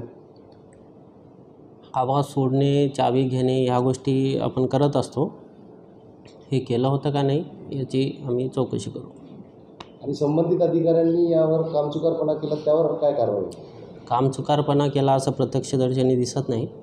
जरी काही असेल, जे लॅकुनाज असतील, काही राहिले असतील तर त्याची चौकशी आम्ही करू. सायंकाळी 6च्या जवळपास लावली होती. 29ला कारवाई सुरू होती, पण तो कोणीच नसल्यामुळं ती कारवाई थांबली आणि 29ला रात्री गाडी आजची 30 आहे ना, हां, तर 29ला रात्री गाडी चोरी गेली. तसं आम्ही आत्ताच FIR दाखल केला पोलीस स्टेशनला त्या गाडी मालकाच्या विरुद्ध. SDM साहेबाच्या घरासमोरून गाडी चोरी होते, रेती तस्कर हे उत्माद घालत आहे हे आपल्याला माहीत आहे. त्या संदर्भात आपण त्या वाहनाची चाकांची हवा का सोडली नाही? दोन्ही चाकाची हवा सोडली समोरची. पोलीस स्टेशनला चौकशी केली, त्यांच्याकडे जामर नव्हतं आणि गाडी 12 चाकाची असल्यामुळं तिथं ठेवण्याकरता त्यांनी जागा नाही म्हणून आम्ही तिथं ठेवली. माझ्या समक्ष 2 पोलीस पण होते, त्यांनीसुद्धा हवा सोडली दोन्ही चाकाची. या संदर्भात वेगवेगळ्या चर्चेला उधाण येत आहे, आपल्यावर प्रश्नचिन्ह निर्माण होतात, त्या संदर्भात आपण काय सांगाल? तसं काहीच नाही आहे, कारण त्यांच्यावर आम्ही आता FIR दाखल केलेला आहे आणि SDM साहेबांनी SP साहेबांशी सुद्धा बोलणं केलेलं आहे. आता नुकतंच FIR आलेलं आहे, आम्ही साहेबांकडे घेऊन चाललो आहे. गाडी मालक कोण आहे आणि ड्रायव्हर कोण होते याचं सुगावा लागलेलं आहे? ड्रायव्हर उतरल्यानंतर लगेच पळून गेला, परंतु गाडी मालकाचं नाव, गाडीचा नंबर आणि पासिंग कुठचे हे सर्व सापडलेलं आहे. त्या आधारावर आम्ही आता पोलीस स्टेशनला FIR दाखल केली. किती रुपयांचा माल होता त्यात? तो जवळपास 10 ते 11 क्रॉस होता. 50 ते 55 हजाराचा माल होता. साहेब, त्या रेतीचा जो ट्रक पकडला होता त्या संदर्भात आपण काय कारवाई केली आणि कशा पद्धतीनं तो कारवाई पार पडली? तर 28 तारखेला आमच्या वानखडे नायब तहसीलदाराला फोन आला होता. त्यांनी मग मला फोन केला. मी थोडंसं बाहेर होतो पाटोमा साईडला, त्यामुळे त्यांनी मग राठोड साहेब नायब तहसीलदार आणि मस्के तराटे यांना पाठवलं.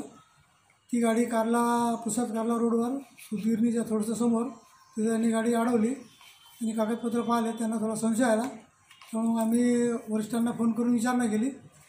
त्यांनी ती गाडी ऑफिसला आणायला सांगितली. ती गाडी घेऊन जवळपास 5:30-6च्या दरम्यान आम्ही इथं ऑफिसला आलो आणि ती साहेबांच्या क्वार्टरसमोर गाडी लावून दिली आणि साहेबांना सांगण्याकरता गेलो. तितक्या वेळात तो ड्रायव्हर निघून गेला. त्याच्यामुळे ती गाडी तिथंच राहिली. कागदपत्राची काय कमतरता होती त्यामध्ये? कागदपत्राची म्हणजे त्याच्यामध्ये जे वजन दाखवलं, त्या वजनातून याच्यात थोडी हे वाटली आणि TP जी होती ती मध्य प्रदेशची होती. त्याच्यामुळे ते कन्फर्म करण्याकरता साहेबाकडे आम्ही गेलो होतो तेव्हा खरंच आहे का ऑनलाईनची TP आहे. ते साहेबांनी सांगितलं की ती गाडी तिथं लावा, त्यामुळे ती गाडी तिथं लावली आणि तो ड्रायव्हर पळून गेला. त्याच्यामुळे मग ती गाडी तिथंच राहिली. गुड्डू मेहता, SBN मराठी, यवतमाळ. कडुलिंबाच्या झाडातून दुधासम व्हायला स्त्राव. वर्धा जिल्ह्यातील साखरबावली येथील प्रकार. अंधश्रद्धा निर्मूलन समितीकडून अंधश्रद्धेला वेळीच लगाम. पोळ्याच्या दिवशी एकीकडे नागरिक पोळ्याच्या तयारीला लागले असताना सुप्रसिद्ध हिंदी मुस्लिम ऐक्याचे प्रतीक असलेल्या वर्धा जिल्ह्यातील समुद्रपूर तालुक्यातील साखरबावली येथील दरगाह मागील परिसरात लिंबाच्या झाडातून दूध वाहत असल्याचा प्रकार उघडकीस आला। ही बातमी गावात वाऱ्यासारखी पसरताच नागरिकांनी हा विचित्र प्रकार बघण्यासाठी झाडाकडे धाव घेतली। कित्येकांना या झाडाची पूजा अर्चा सुरू केली। हा प्रकार बघण्यासाठी महिला व पुरुष सर्वच वयोगटातील लोकांनी मोठी गर्दी केली। अचंबित करणारा प्रकार आहे, तरी काय हे मात्र समजण्या पलीकडचं असल्यानं हा एक निसर्गाचा कोणता तरी चमत्कार नाही ना, अशा विविध प्रकारच्या चर्चांना गाव परिसरात उधाण आलं। मात्र हा विषाणूजन्य प्रकार असल्याचं मत वनस्पती अभ्यासक मनोज गायधने यांनी व्यक्त केलं व झाडाची साल काढताच हे दूध निघणं बंद झालं। झाडा शेणाचा लेप लावून नागरिकांच्या मनातील अंधश्रद्धा दूर करण्यात आली आहे। आता ही घटना जेव्हा घडली, तू पण मोबाईल वापरतो बरोबर आहे, बिलकुल पबजी वगैरे खेळताय, कोणीतरी सर्च मारून पाहिलं का की हे असं गुगलवर की फेस का बरं येत आहे म्हणून? कोणीतरी एखाद्या तरी व्यक्तीने का याचा आपण वापर केला पाहिजे चांगल्या गोष्टीसाठी असं कोणाच्या तरी विचारात आलं का? आता तुमच्या साखरबावलीमध्ये भरपूर लोकांकडे, भरपूर मुलांकडे अँड्रॉइड मोबाईल आहे, पण कोणीतरी असं सर्च मारून पाहिलं का जिज्ञासेपोटी काय आहे याच्यातून फेस का बरं येत आहे झाडातून? बस उदो उदो करणं सुरू करून दिलाय। म्हणजे ज्या मोबाईलचा वापर चांगल्या गोष्टीसाठी करायचा तर त्याच्यातून तुम्ही काय संदेश पाठवला? दूध निघत आहे, बरोबर ना? पब्लिश तुम्हीच केलं, तुमच्याच गावातून झालेलं आहे, पण कोणीतरी असं जिज्ञासा दाखवली नाही हे जे आहे ना का बरं होत आहे। आता हे जे घडलेलं आहे किडीचा प्रकार आहे वाला, आता ह्याच्यातून जे आहे अन्नद्रव्याचा जो रस शोषते झाड, तो रस येथून बाहेर पडत होता। आता हा एक तर रस नाही पहिली गोष्ट, कसं आहे ज्यावेळी जास्त पाऊस होतो, जसं माणसाला आजार येते त्याप्रमाणे झाडाला सुद्धा आजार येतो।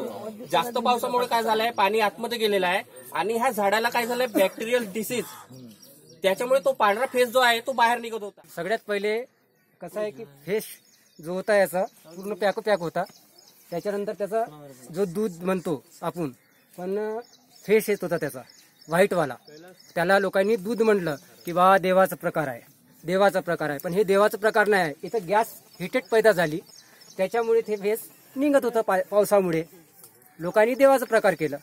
तर आम्ही सकाळी उठून पाहिलं याचं आणि असं वाटलं की हे देवाचा प्रकार नाही आहे, हे गॅस हीट आहे, काहीतरी याचं तुटलेलं आहे झाडाचं, म्हणून ते गॅस पैदा झाली। त्याला लोकांनी अंधश्रद्धा पकडली त्याची का देव आहे, देव नाही आहे, हे गॅस हीट आहे, म्हणून याची साल काढली। आता दाखवा मला दूध वगैरे आहे का याच्यात। औरंगाबाद शिलेगाव येथे मक्का पिकावर लष्करी अळीचा मोठ्या प्रमाणात प्रादुर्भाव झाल्यानं शेतकऱ्यांनी रास्ता रोको केला आहे।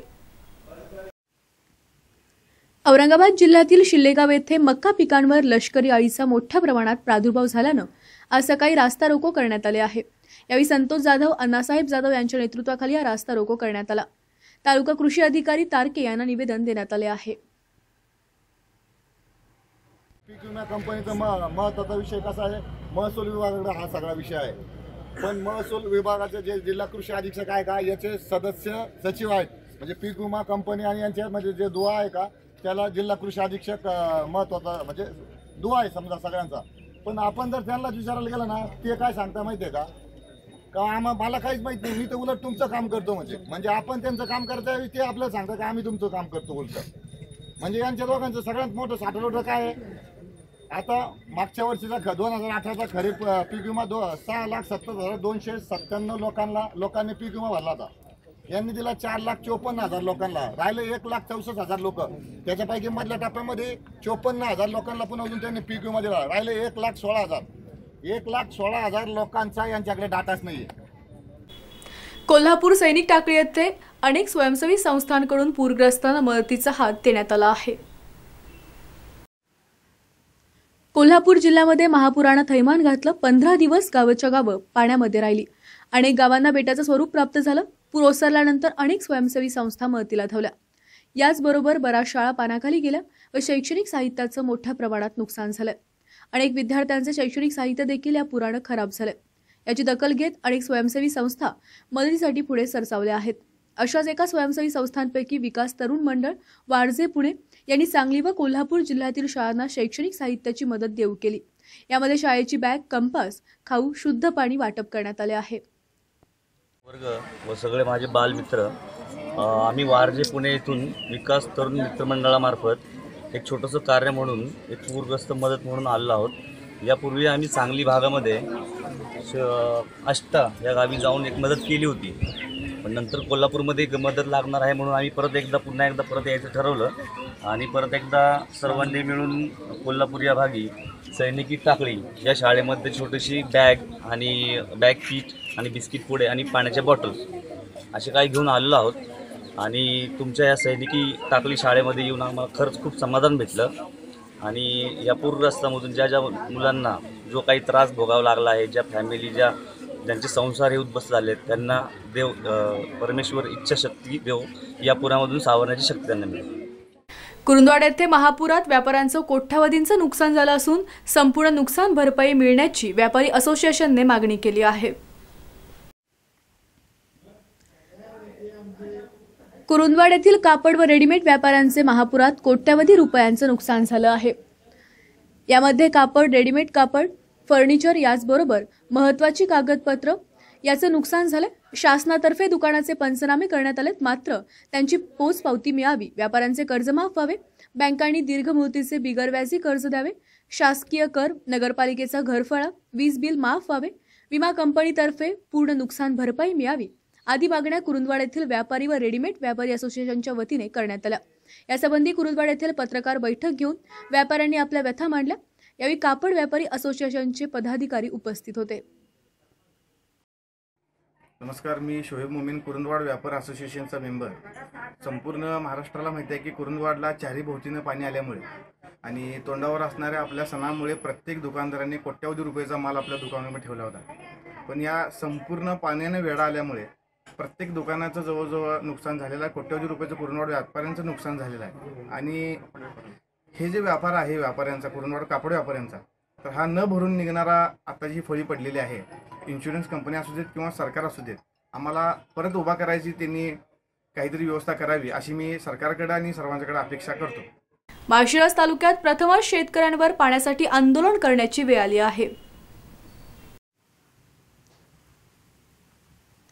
महाराष्ट्रातील काही भागात पावसाने थैमान घातलं होतं, त्यामध्ये अनेक गावांना महापूर आला होता. कित्येक लोकांचे जनजीवन विस्कळीत झालं होतं. अशी पूरपरिस्थिती असताना मात्र माळशिरस तालुका हा दुष्काळाच्या झळा सोसतोय. परंतु तालुक्यातील जाणारा नीरा उजवा कालव्यामुळे वरदान ठरतंय. परंतु या कालव्यात पाणी असूनही तालुक्यातील शेतकऱ्यांसमोर पाण्याचा प्रश्न गंभीर बनत चाललाय. यासाठी शेतकऱ्यांनी तांदुळवाडी येथे रास्ता रोको आंदोलन केलं. या आंदोलनादरम्यान त्यांनी एकच मागणी केली की चालू पाणी बंद न करता तांदुळवाडीचे संपूर्ण क्षेत्र भिजेपर्यंत इरिगेशन करावं. गुन्हा दाखल झालेल्या शेतकऱ्यांवरचे गुन्हे तात्काळ मागे घ्यावे. या मागण्या जोपर्यंत मान्य होत नाही तोपर्यंत आंदोलन स्थगित न करण्याचा निर्णय घेण्यात आला. शेवटी वरिष्ठ अधिकारी मणकापुरे येऊ न शकल्याने बाळवणी शाखेचे अधिकारी राऊत यांनी येऊन वरिष्ठ अधिकारी यांना फोन करून आंदोलन करणाऱ्या शेतकऱ्यांच्या सर्व मागण्या मान्य केलेले लेखी आश्वासन दिल्यावर आंदोलन स्थगित करण्यात आलं आहे. समाधान मिसाळ, SBN मराठी, माळशिरस. हातकणंगले चिंचवड येथे सर्वोच्च न्यायालयाचा आदेश डावलणाऱ्या बांधकामावर सार्वजनिक बांधकाम विभागाने कारवाई केली असून पोलीस बंदोबस्तात अतिक्रमण काढले आहे. करवीर तालुक्यातील तावडे हॉटेल ते रुकडी बंधारा या राज्य क्रमांक 20 वर रस्त्याच्या दुतर्फा 45 मीटर अंतरात शासन नियमांचे उल्लंघन करून बांधकाम केल्याची तक्रार न्यायालयात करण्यात आली होती. मुंबई उच्च न्यायालयाने प्रफुल्ल घोरपडे व सुनील पाटील यांच्या जनहित याचिकेवर या मार्गावरील अनियमित बांधकामावर कारवाई करण्याचा आदेश दिला होता. त्यानंतर संबंधित बांधकामधारकांनी सर्वोच्च न्यायालयात दाद मागितली होती. त्यावेळी सर्वोच्च न्यायालयाने जैसे तेच आदेश दिला होता. नवीन बांधकामे पुन्हा होऊ नयेत याची दक्षता घेणं असे आदेश जिल्हाधिकाऱ्यांना दिले. दरम्यान जिल्हाधिकाऱ्यांनी अशी बांधकामं होऊ नयेत आणि जैसे तेच्या आदेशाचा भंग करणाऱ्या बांधकामधारकांवर कारवाईचे आदेश सार्वजनिक बांधकाम विभागाला दिले. याबाबत सार्वजनिक बांधकाम विभागानं संबंधित बांधकामधारकांना नोटिसा लागू केल्या होत्या. या नोटिसेला केराची टोपली दाखवली होती. काही बांधकामधारकांना बांधकामे सुरूच ठेवले. त्यातील चिंचवड ग्रामपंचायत हद्दीतील गोपालदास दर्यानी यांच्या बांधकामावरील नुकताच बसवलेले शर्ट्स आणि फरशीचं काम JCBच्या साह्यानं पाडण्यात आलंय. महापुराच्या काळात अहोरात्र सेवा देणारा उंचगाव येथील वीज वितरण अधिकारी व कर्मचाऱ्यांचा करवीर शिवसेनेच्या वतीनं सत्कार करण्यात आला आहे. कोल्हापूर जिल्ह्याला परवा महापुरानं वेढलं होतं. त्यावेळी करवीर तालुक्यातील उंचगाव, निगडेवाडी, मणाडेमळा, गोसावीमळा, उंचगावमधील 110 नंबरमधील भाग, मसुटेमळा तसेच गांधीनगर मेन रोड, उंचगाव हद्दीतील व्यापार लाईन येथील वीज खंडित झाली होती. उंचगावमध्ये वीज वितरण अधिकाऱ्यांनी तात्काळ वीज चालू केल्यानं पूरग्रस्त भागातील पै-पावणे उंचगावमध्ये आश्रयासाठी आले होते. त्यांची योग्य व्यवस्था होऊ शकली. तसेच पूर भागातील पाणी ओसरल्यानंतर मसुटेमळा, मणाडेमळा, निगडेवाडी, उंचगावमधील वरील भागात वीज कर्मचारी व अधिकारी यांनी त्या लोकांना तात्काळ वीज चालू करून देण्यासाठी अहोरात्र काम करून सेवा देण्याचं काम केलं.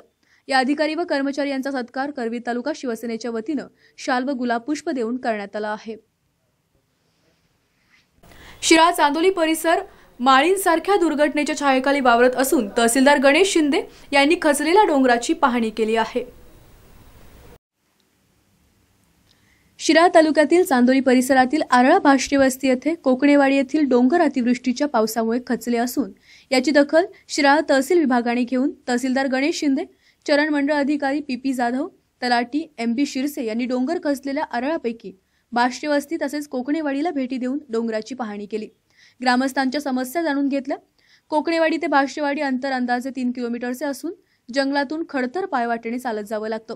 त्याच पायवाटेने तहसीलदार गणेश शिंदे तसेच प्रशासकीय अधिकारी यांनी भाष्टे वस्तीला भेट दिली. डोंगर खचलेल्या वाडीतील ग्रामस्थांना धीर दिला आहे. 3 तारखेपासून 8 तारखेपर्यंत साधारणतः आपल्या शिराळा तालुक्यात मोठ्या प्रमाणावर अतिवृष्टी आणि पाऊस झाला आणि त्यामुळं शिराळा तालुक्यात मोठ्या प्रमाणावर नद्यांना पूर आला होता.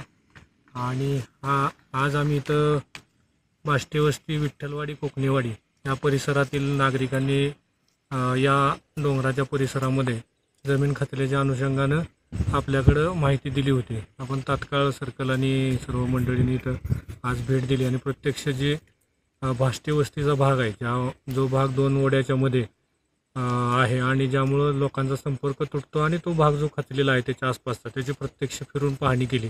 तसंच कोकणेवाडीच्या रस्त्याच्या उजव्या साईडला जो डोंगर खचलेला आहे त्याचीही पाहणी केलेली आहे. आणि यामध्ये काही प्रमाणात जमीन खचलेल्याचं दिसून आपल्याला प्रत्यक्षदर्शनी आजच आलेलं आहे. तर आपण या अनुषंगानं भूगर्भशास्त्रज्ञ जे आहेत त्यांना आपण तात्काळ कळवणार आहोत की आपण प्रत्यक्ष येऊन या जमिनीची जी धोकादायक परिस्थिती आहे त्या अनुषंगानं पाहणी करून अहवाल सादर करावा. आणि इथल्या नागरिकांनाही आवाहन करतो की आपण या परिस्थितीवर थोडंसं लक्ष ठेवून राहावं आणि जे घरं या विशेषतः शाळेच्या जवळची जी 4 घरं आहेत कोकणेवाडीचे, त्यांनी खबरदारीचा उपाय म्हणून आपण तात्काळ दुसरीकडं शिफ्ट होण्यासाठी मी त्यांना आवाहन करतो. प्रसंगी आम्ही त्यांची सोय दुसरीकडं करण्यासाठी तयार आहोत, जेणेकरून आपल्याला जोपर्यंत या जमिनीच्या संदर्भात ठोस असं कुठलाही निर्णय येत नाही की धोकादायक आहे किंवा नागरिकांसाठी इथनं हलवणं गरजेचं आहे, तोपर्यंत त्यांनी सुरक्षित स्थळी हलण्यासाठी आपण त्यांना विनंती करतो. आणि आपण प्रशासन म्हणून ती खबरदारी घेणार आहे की त्यांची इतरत्र त्यांना जी धोकादायक ठिकाणची जी घरं आहेत त्यांना आपण दुसरीकडे हलवण्याचा निर्णय घेणार आहोत. सहाय्यक पोलीस निरीक्षक प्रशांत कणेरकर यांनी आत्महत्येस प्रवृत्त करणाऱ्या 6 पोलीस अधिकारी व कर्मचाऱ्यांवर कणेरकर यांच्या पत्नीने तक्रार दाखल केली आहे. सहाय्यक पोलीस निरीक्षक प्रशांत कणेरकर यांना आत्महत्येस प्रवृत्त करणाऱ्या राज्य गुप्त वार्ता विभाग नियंत्रण कक्षातील 6 पोलीस अधिकारी व कर्मचाऱ्यांवर कणेरकर यांच्या पत्नीने तक्रार दाखल केली. याबाबत अलिबाग पोलीस ठाण्यात गुन्हा दाखल करण्यात आला. कणेरकर यांनी आत्महत्या करण्यापूर्वी आपल्यासोबत काम करणाऱ्या अधिकारी व कर्मचाऱ्यांची नावं सुसाईड नोटमध्ये लिहिली असल्याचं समोर आलंय.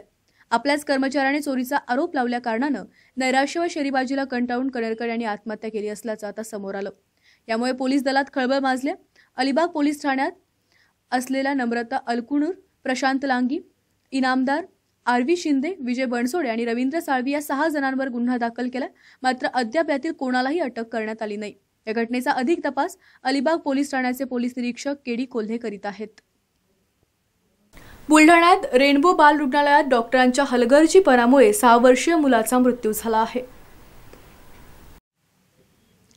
गेल्या 6 दिवसापासून आजारावर उपचार घेत असलेल्या 6 वर्षीय मुलाचा रेनबो बाल रुग्णालयात अचानक मृत्यू झाल्यानं मृताच्या नातेवाईकांनी बालरोग तज्ज्ञ डॉक्टर जयसिंग मेहरे यांना रुग्णालयात चोप दिल्याची घटना शुक्रवारी 29 ऑगस्टच्या रात्री घडली. मुलाचा मृत्यू डॉक्टरांच्या हलगर्जीपणामुळे झाल्याचा आरोप होत आहे. मारून टाकलं यायला मी अर्धा घंटे आता लग्न गेली ते तास सांगते की माझी जास्त सिरियस आहे पण हे आलेले येईन कावडलं पेशंट गेले या मदर फायनली सांगतो त्या बी आल्या नाही मला थांबा जरा थांबा 2 मिनिटात त्यांना अर्धा घंटा लावला 2 मिनिटात अरे बाबा सकाळी कुठला रुपयाला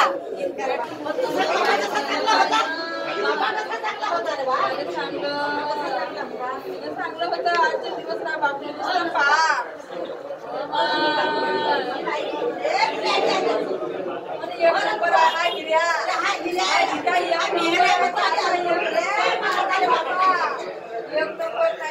आता सगळं डुप्लिकेट आहे हा लोकांना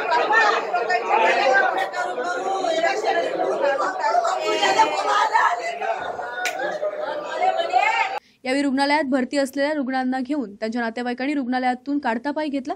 सदर मुलाचे नाव सोहम सुभाष डाबेराव असून तो नांदुरा तालुक्यातील टाकरखेड येथील रहिवासी आहे। या प्रकरणाची माहिती मिळताच शहर पोलीस स्टेशनचे पोलीस निरीक्षक शिवाजी कांबळे आपल्या ताफ्यासह रेनबो रुग्णालयात दाखल होऊन त्यांनी परिस्थितीवरती नियंत्रण मिळवलं। या प्रकरणी रेनबो रुग्णालयातील डॉक्टरांची प्रतिक्रिया जाणून घेण्याचा प्रयत्न केल्यास डॉक्टरांनी बोलण्यास नकार दिला आहे। 29/8/2019 रोजी सायंकाळी 8:30 ते 8:45 दरम्यान रेनबो हॉस्पिटलमध्ये एक लहान मुलगा होता सोहम सुभाष डाबेराव। तर त्याचा मृत्यू झाला। तो यापूर्वी 21 तारखेपासून डॉक्टर मेहर यांच्या हॉस्पिटलमध्ये भरती होता। 21 ते 26च्या दरम्यान डॉक्टर मेहर यांच्याकडे ज्या असलेल्या उपचारार्थ त्याच्यावर उपचार करण्यात आले। त्या उपचारात त्याचे नातेवाईक समाधानी नसल्यामुळे कदाचित त्यांनी ते डॉक्टर हिरेंच्या देखरेखीखाली रेनबो हॉस्पिटलमध्ये त्याला भरती करण्यात आलेलं होतं।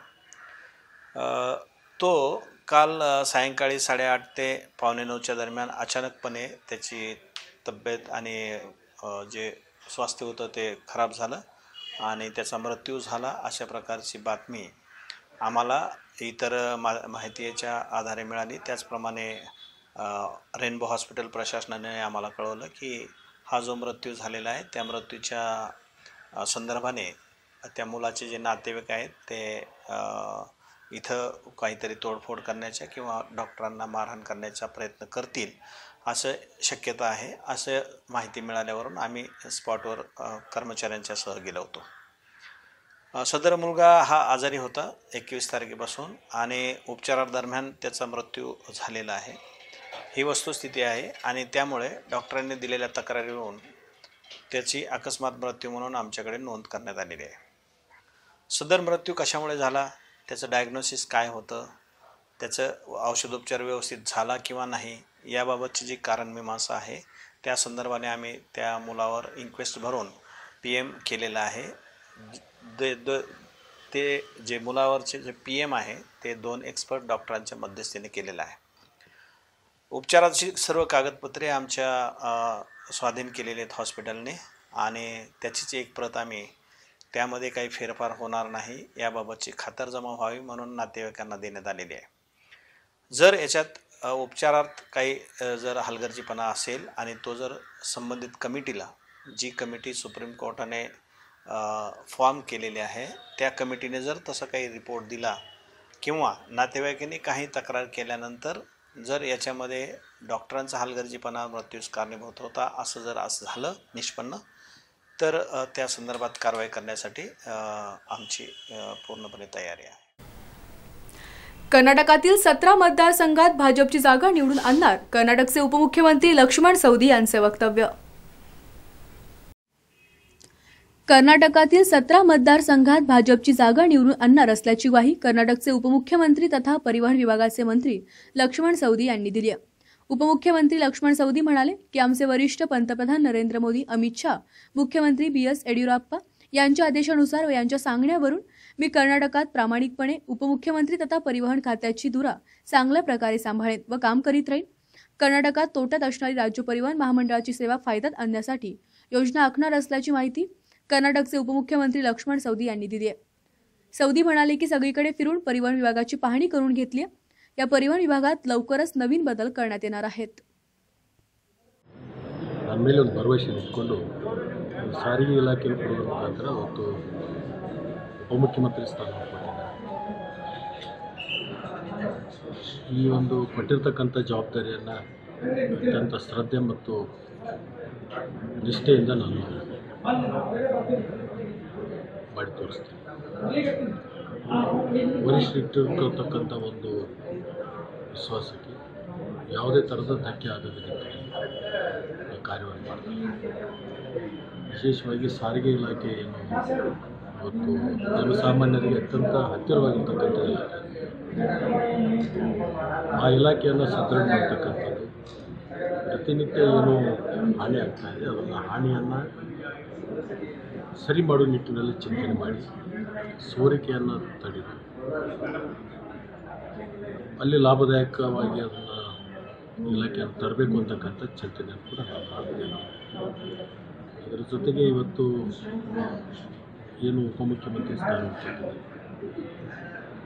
ಅವರ ನಿರೀಕ್ಷೆ ತಕ್ಕಾಗಿ ಯಡಿಯೂರಪ್ಪನವರ ಕೈಯಲ್ಲಿ ಬಲಪಡಿಸುವುದು, ಅದರ ಜೊತೆಗೆ ಸರ್ಕಾರಕ್ಕೆ ಒಳ್ಳೆಯ ಹೆಸರು ತರಲಿಕ್ಕೆ ಮತ್ತು ಸಾರ್ವಜನಿಕರು ಕರ್ನಾಟಕದ ಜನ ಏನು ನಮ್ಮ ಪಕ್ಷದ ಮೇಲೆ ಒಂದು ವಿಶ್ವಾಸವನ್ನಿಟ್ಟು 105 ಸ್ಥಾನಗಳನ್ನು ಏನು ಗೆಲ್ಲಿಸಿದ್ದಾರೆ. ಮುಂದಿನ ದಿನಮಾನದಲ್ಲಿ उपचुनावणेಗಳು ಬಂದಂಥ संदर्भाದಲ್ಲಿ ಕೂಡ उपचुनावणे बीडमध्ये अति आरक्षण विरोधात जिल्हाधिकारी कार्यालयावर मोर्चा काढण्यात आला असून सेव्ह मेरिट सेव्ह नेशनची मागणी केली आहे. देशभरात अति असलेले आरक्षण कमी करून खुल्या प्रवर्गातील इतरांना आरक्षण देऊ नये या प्रमुख मागण्यांसाठी आज बीडमध्ये सेव्ह मेरिट सेव्ह नेशनच्या नेतृत्वाखाली जिल्हाधिकारी कार्यालयावर मूक मोर्चा काढण्यात आला. शहरातील बालाजी मंदिरापासून या मोर्चाला सुरुवात झाली. त्यानंतर डॉक्टर बाबासाहेब आंबेडकर चौक, माळीवेस चौक, साठे चौक आणि छत्रपती शिवाजी महाराज चौक या प्रमुख मार्गावरून हा मूक मोर्चा काढण्यात आला. तसेच देशभरात 78% आरक्षण ज्येष्ठ आहे. खुल्या प्रवर्गास केवळ 22% जागा राहतात. अनेकदा खुल्या प्रवर्गातील आरक्षण असलेल्यांना संधी दिली जात नाही. त्यामुळे खुल्या प्रवर्गावरती अन्याय होतो. त्यामुळे 50% आरक्षण करावं यासह इतर मागण्यांसाठी हा मोर्चा काढण्यात आला. यावेळी मुलांच्या शिष्टमंडळाने जिल्हाधिकाऱ्यांना मागण्यांचं निवेदन दिलं आहे. गरजेचाच होता, कारण ओपन कॅटेगरीतील विद्यार्थ्यांना आरक्षण कुठेच नव्हतं, ना शिक्षणामध्ये ना कोणत्या पदवीसाठी. मग आम्ही करायचं तरी काय? आमच्या भविष्याची गोष्ट आहे. मग आम्हाला खाली रस्त्यावर येणं गरजेचंच होतं.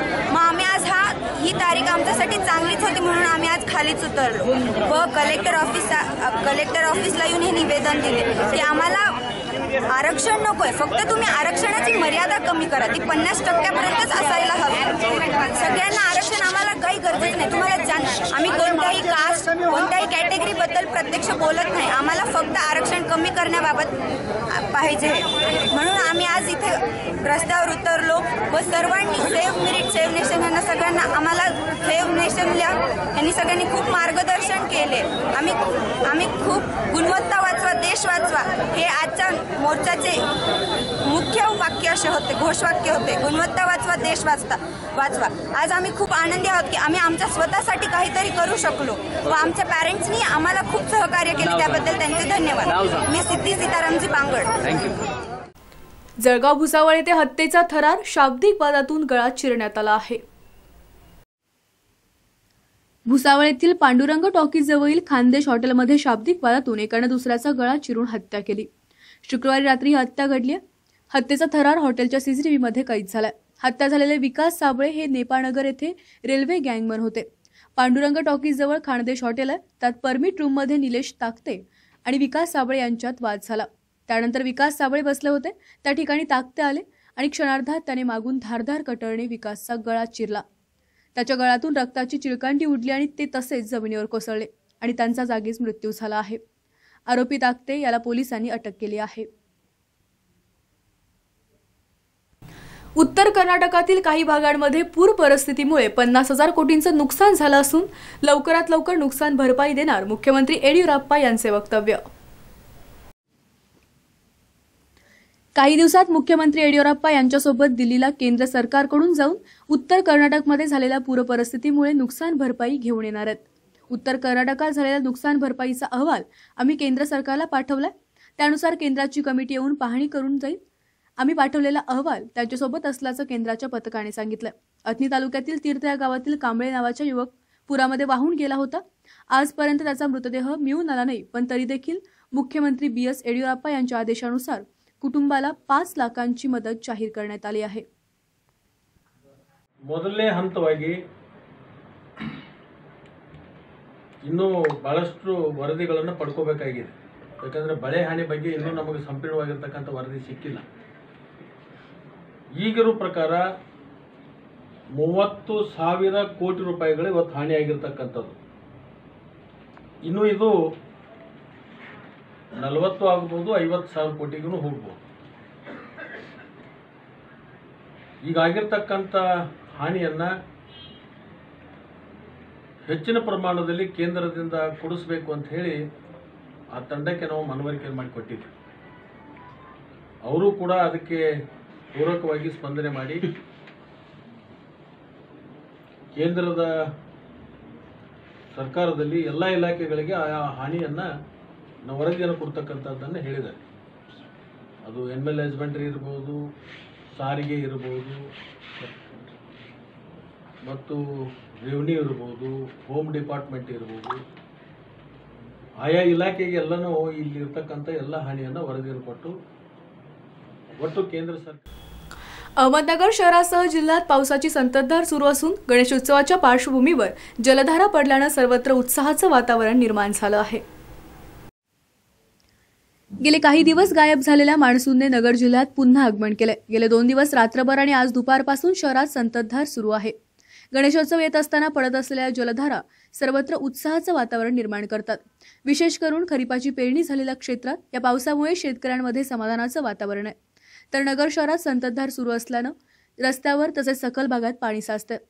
अनेक भागातील वीज प्रवाह वारंवार खंडित होत असल्यानं नागरिकांत वीज वितरण विभागाबद्दल नाराजी व्यक्त होत आहे.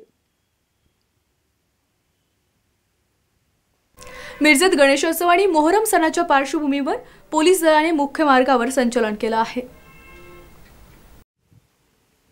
अप्पर पोलीस अधीक्षक मनीषा डुबले यांच्या नेतृत्वाखाली हे संचलन झालं.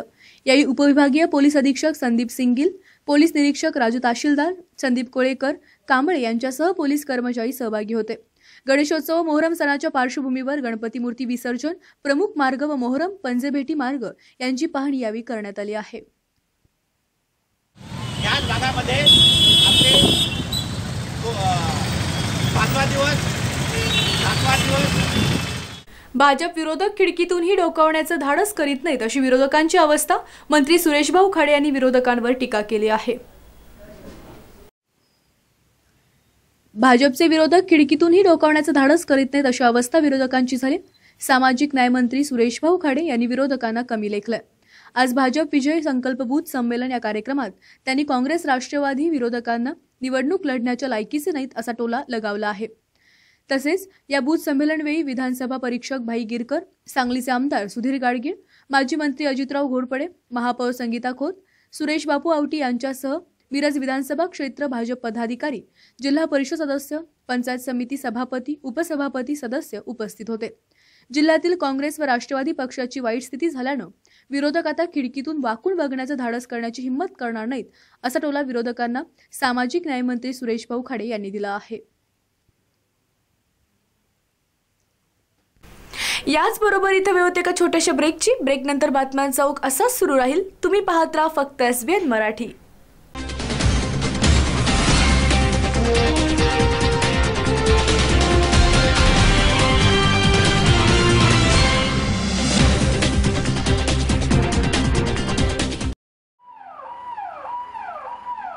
अत्याधुनिक उपचार आणि तपासण्या एकाच छताखाली मिळण्याचं ठिकाण म्हणजे सेवा सदन लाईफलाईन सुपर स्पेशालिटी हॉस्पिटल. आंतरराष्ट्रीय निकषांनुसार तयार केलेलं आपल्या भागातलं पहिलं हॉस्पिटल म्हणजे सेवा सदन. अद्ययावत मशीन्स, सुपर स्पेशालिस्ट डॉक्टर्स आणि सर्वांना परवडतील असे माफक दर म्हणजे सेवा सदन. सेवा सदनमध्ये अँजिओग्राफी, अँजिओप्लास्टी, बायपास शस्त्रक्रिया आणि हृदयाच्या इतर शस्त्रक्रिया, आंतरराष्ट्रीय दर्जाचा अतिदक्षता विभाग, डोळ्याच्या सर्व प्रकारच्या तपासण्या, मोतीबिंदू काचबिंदू शस्त्रक्रिया, दुर्बिणीद्वारे शस्त्रक्रिया, मेंदूच्या आजारांवरील उपचार, मधुमेह आणि स्थूलता निवारण, general medicine, dialysis, 2D echo, colour Doppler, CT scan, panchakarma आणि योगोपचार असे विविध उपचार सेवा सदनमध्ये मिळतात. निश्चिंत मन, व्याधिमुक्त जीवन म्हणजे सेवा सदन.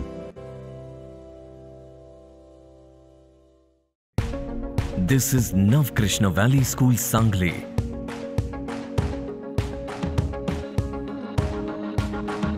Where we lead our children towards an artistic future.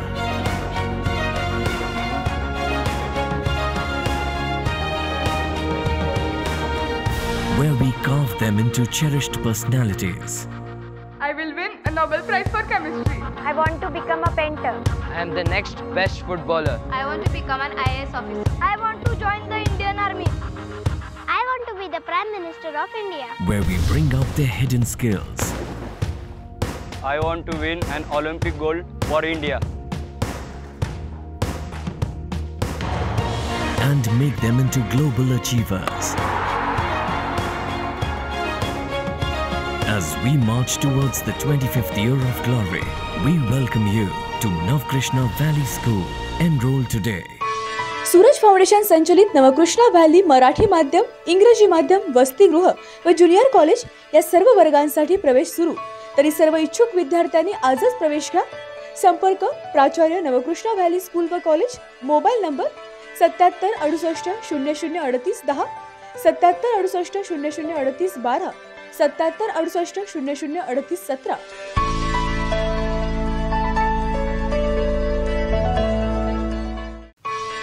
Sangli Miraj Kupwad शहर महानगरपालिका संचलित मिरज हायस्कूल मिरज 156 वर्षाची शैक्षणिक सेवा देणारी शाळा. 14 डिसेंबर 1863 सालापासून यशस्वी घोडदौड. आंतरराष्ट्रीय स्तरावर सांगली जिल्ह्याचे नाव लौकिक करणारी आणि गुणवंत नामवंत विद्यार्थी घडवण्याची परंपरा कायम. 5वी ते 10वी पर्यंतच्या विद्यार्थ्यांना मोफत प्रवेश सुरू.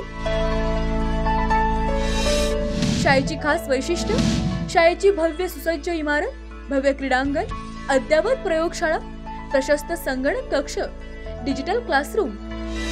NCERT तर्फे नवी दिल्ली स्पर्धेत सलग 3 वर्ष आंतरराष्ट्रीय पातळीवर प्रथम क्रमांक मानकरी भारतातील एकमेव हायस्कूल. सुविधा: मुलांना मोफत गणवेश, स्कूल बॅग, शैक्षणिक साहित्य, मोफत बस सेवा. 9वी व 10वी विद्यार्थ्यांसाठी शासनमान्य व्हॅकेशन कोर्स, ऑटोमोबाईल्स व रिटेल, स्कॉलरशिप, NTS, NMMS परीक्षेसाठी तज्ज्ञ शिक्षकांचे मार्गदर्शन. मुलींच्यासाठी स्वसंरक्षण प्रशिक्षण. खास वैशिष्ट्य: शिक्षणासाठी गरीब गरजू विद्यार्थ्यांना शैक्षणिक दत्तक सुविधा. आपल्या पाल्याच्या उज्ज्वल भविष्यासाठी आजच प्रवेश निश्चित करा. प्रवेश मर्यादित. संपर्क मुख्याध्यापक शिंदे सर 99 23 43 66 75, दुधाळ सर 77 98 11 76 54.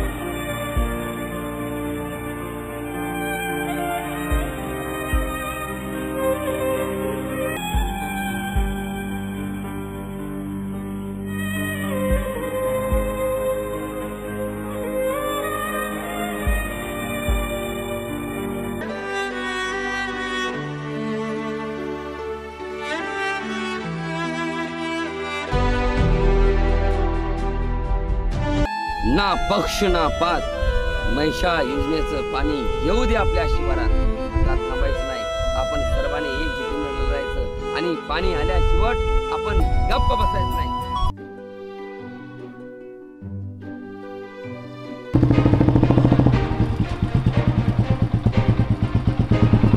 काय करू मी? दुरी घेऊ काय करू?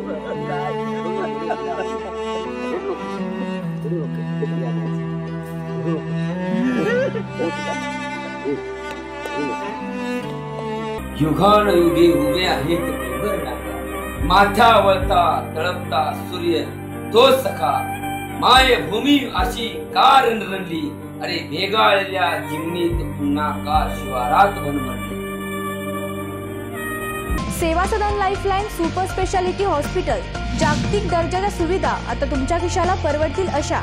सांगली मिरज रोड, मिरज. आंतरराष्ट्रीय ख्यातीचे डॉक्टर BS भोसले यांचं आशा होमिओपॅथिक क्लिनिक, आजाराच्या मुळाशी पोहोचणारी आधुनिक उपचार पद्धत. निराश होताय कशासाठी? होमिओपॅथी आहे सर्वांसाठी.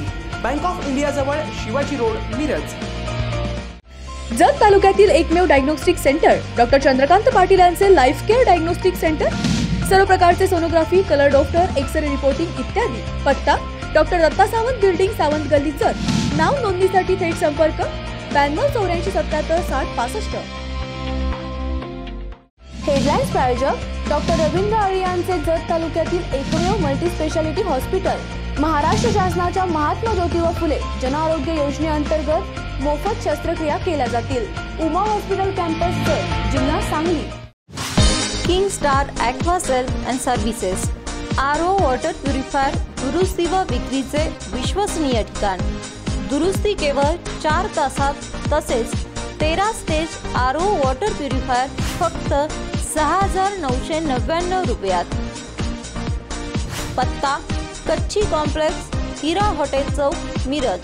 संपर्क 89 56 89 01 44.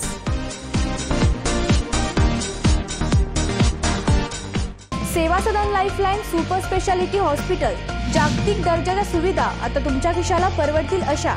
सांगली मिरज रोड, मिरज. आंतरराष्ट्रीय ख्यातीचे डॉक्टर BS भोसले यांचं आशा होमिओपॅथिक क्लिनिक, आजाराच्या मुळाशी पोहोचणारी आधुनिक उपचार पद्धत. निराश होताय कशासाठी?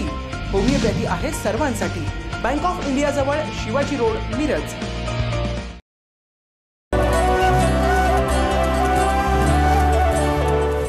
हेडलाईन्स प्रायोजक डॉक्टर रवींद्र अळी यांचे जत तालुक्यातील एकमेव multi speciality hospital.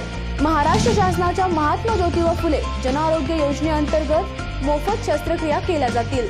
Uma hospital campus, Jat, जिल्हा सांगली.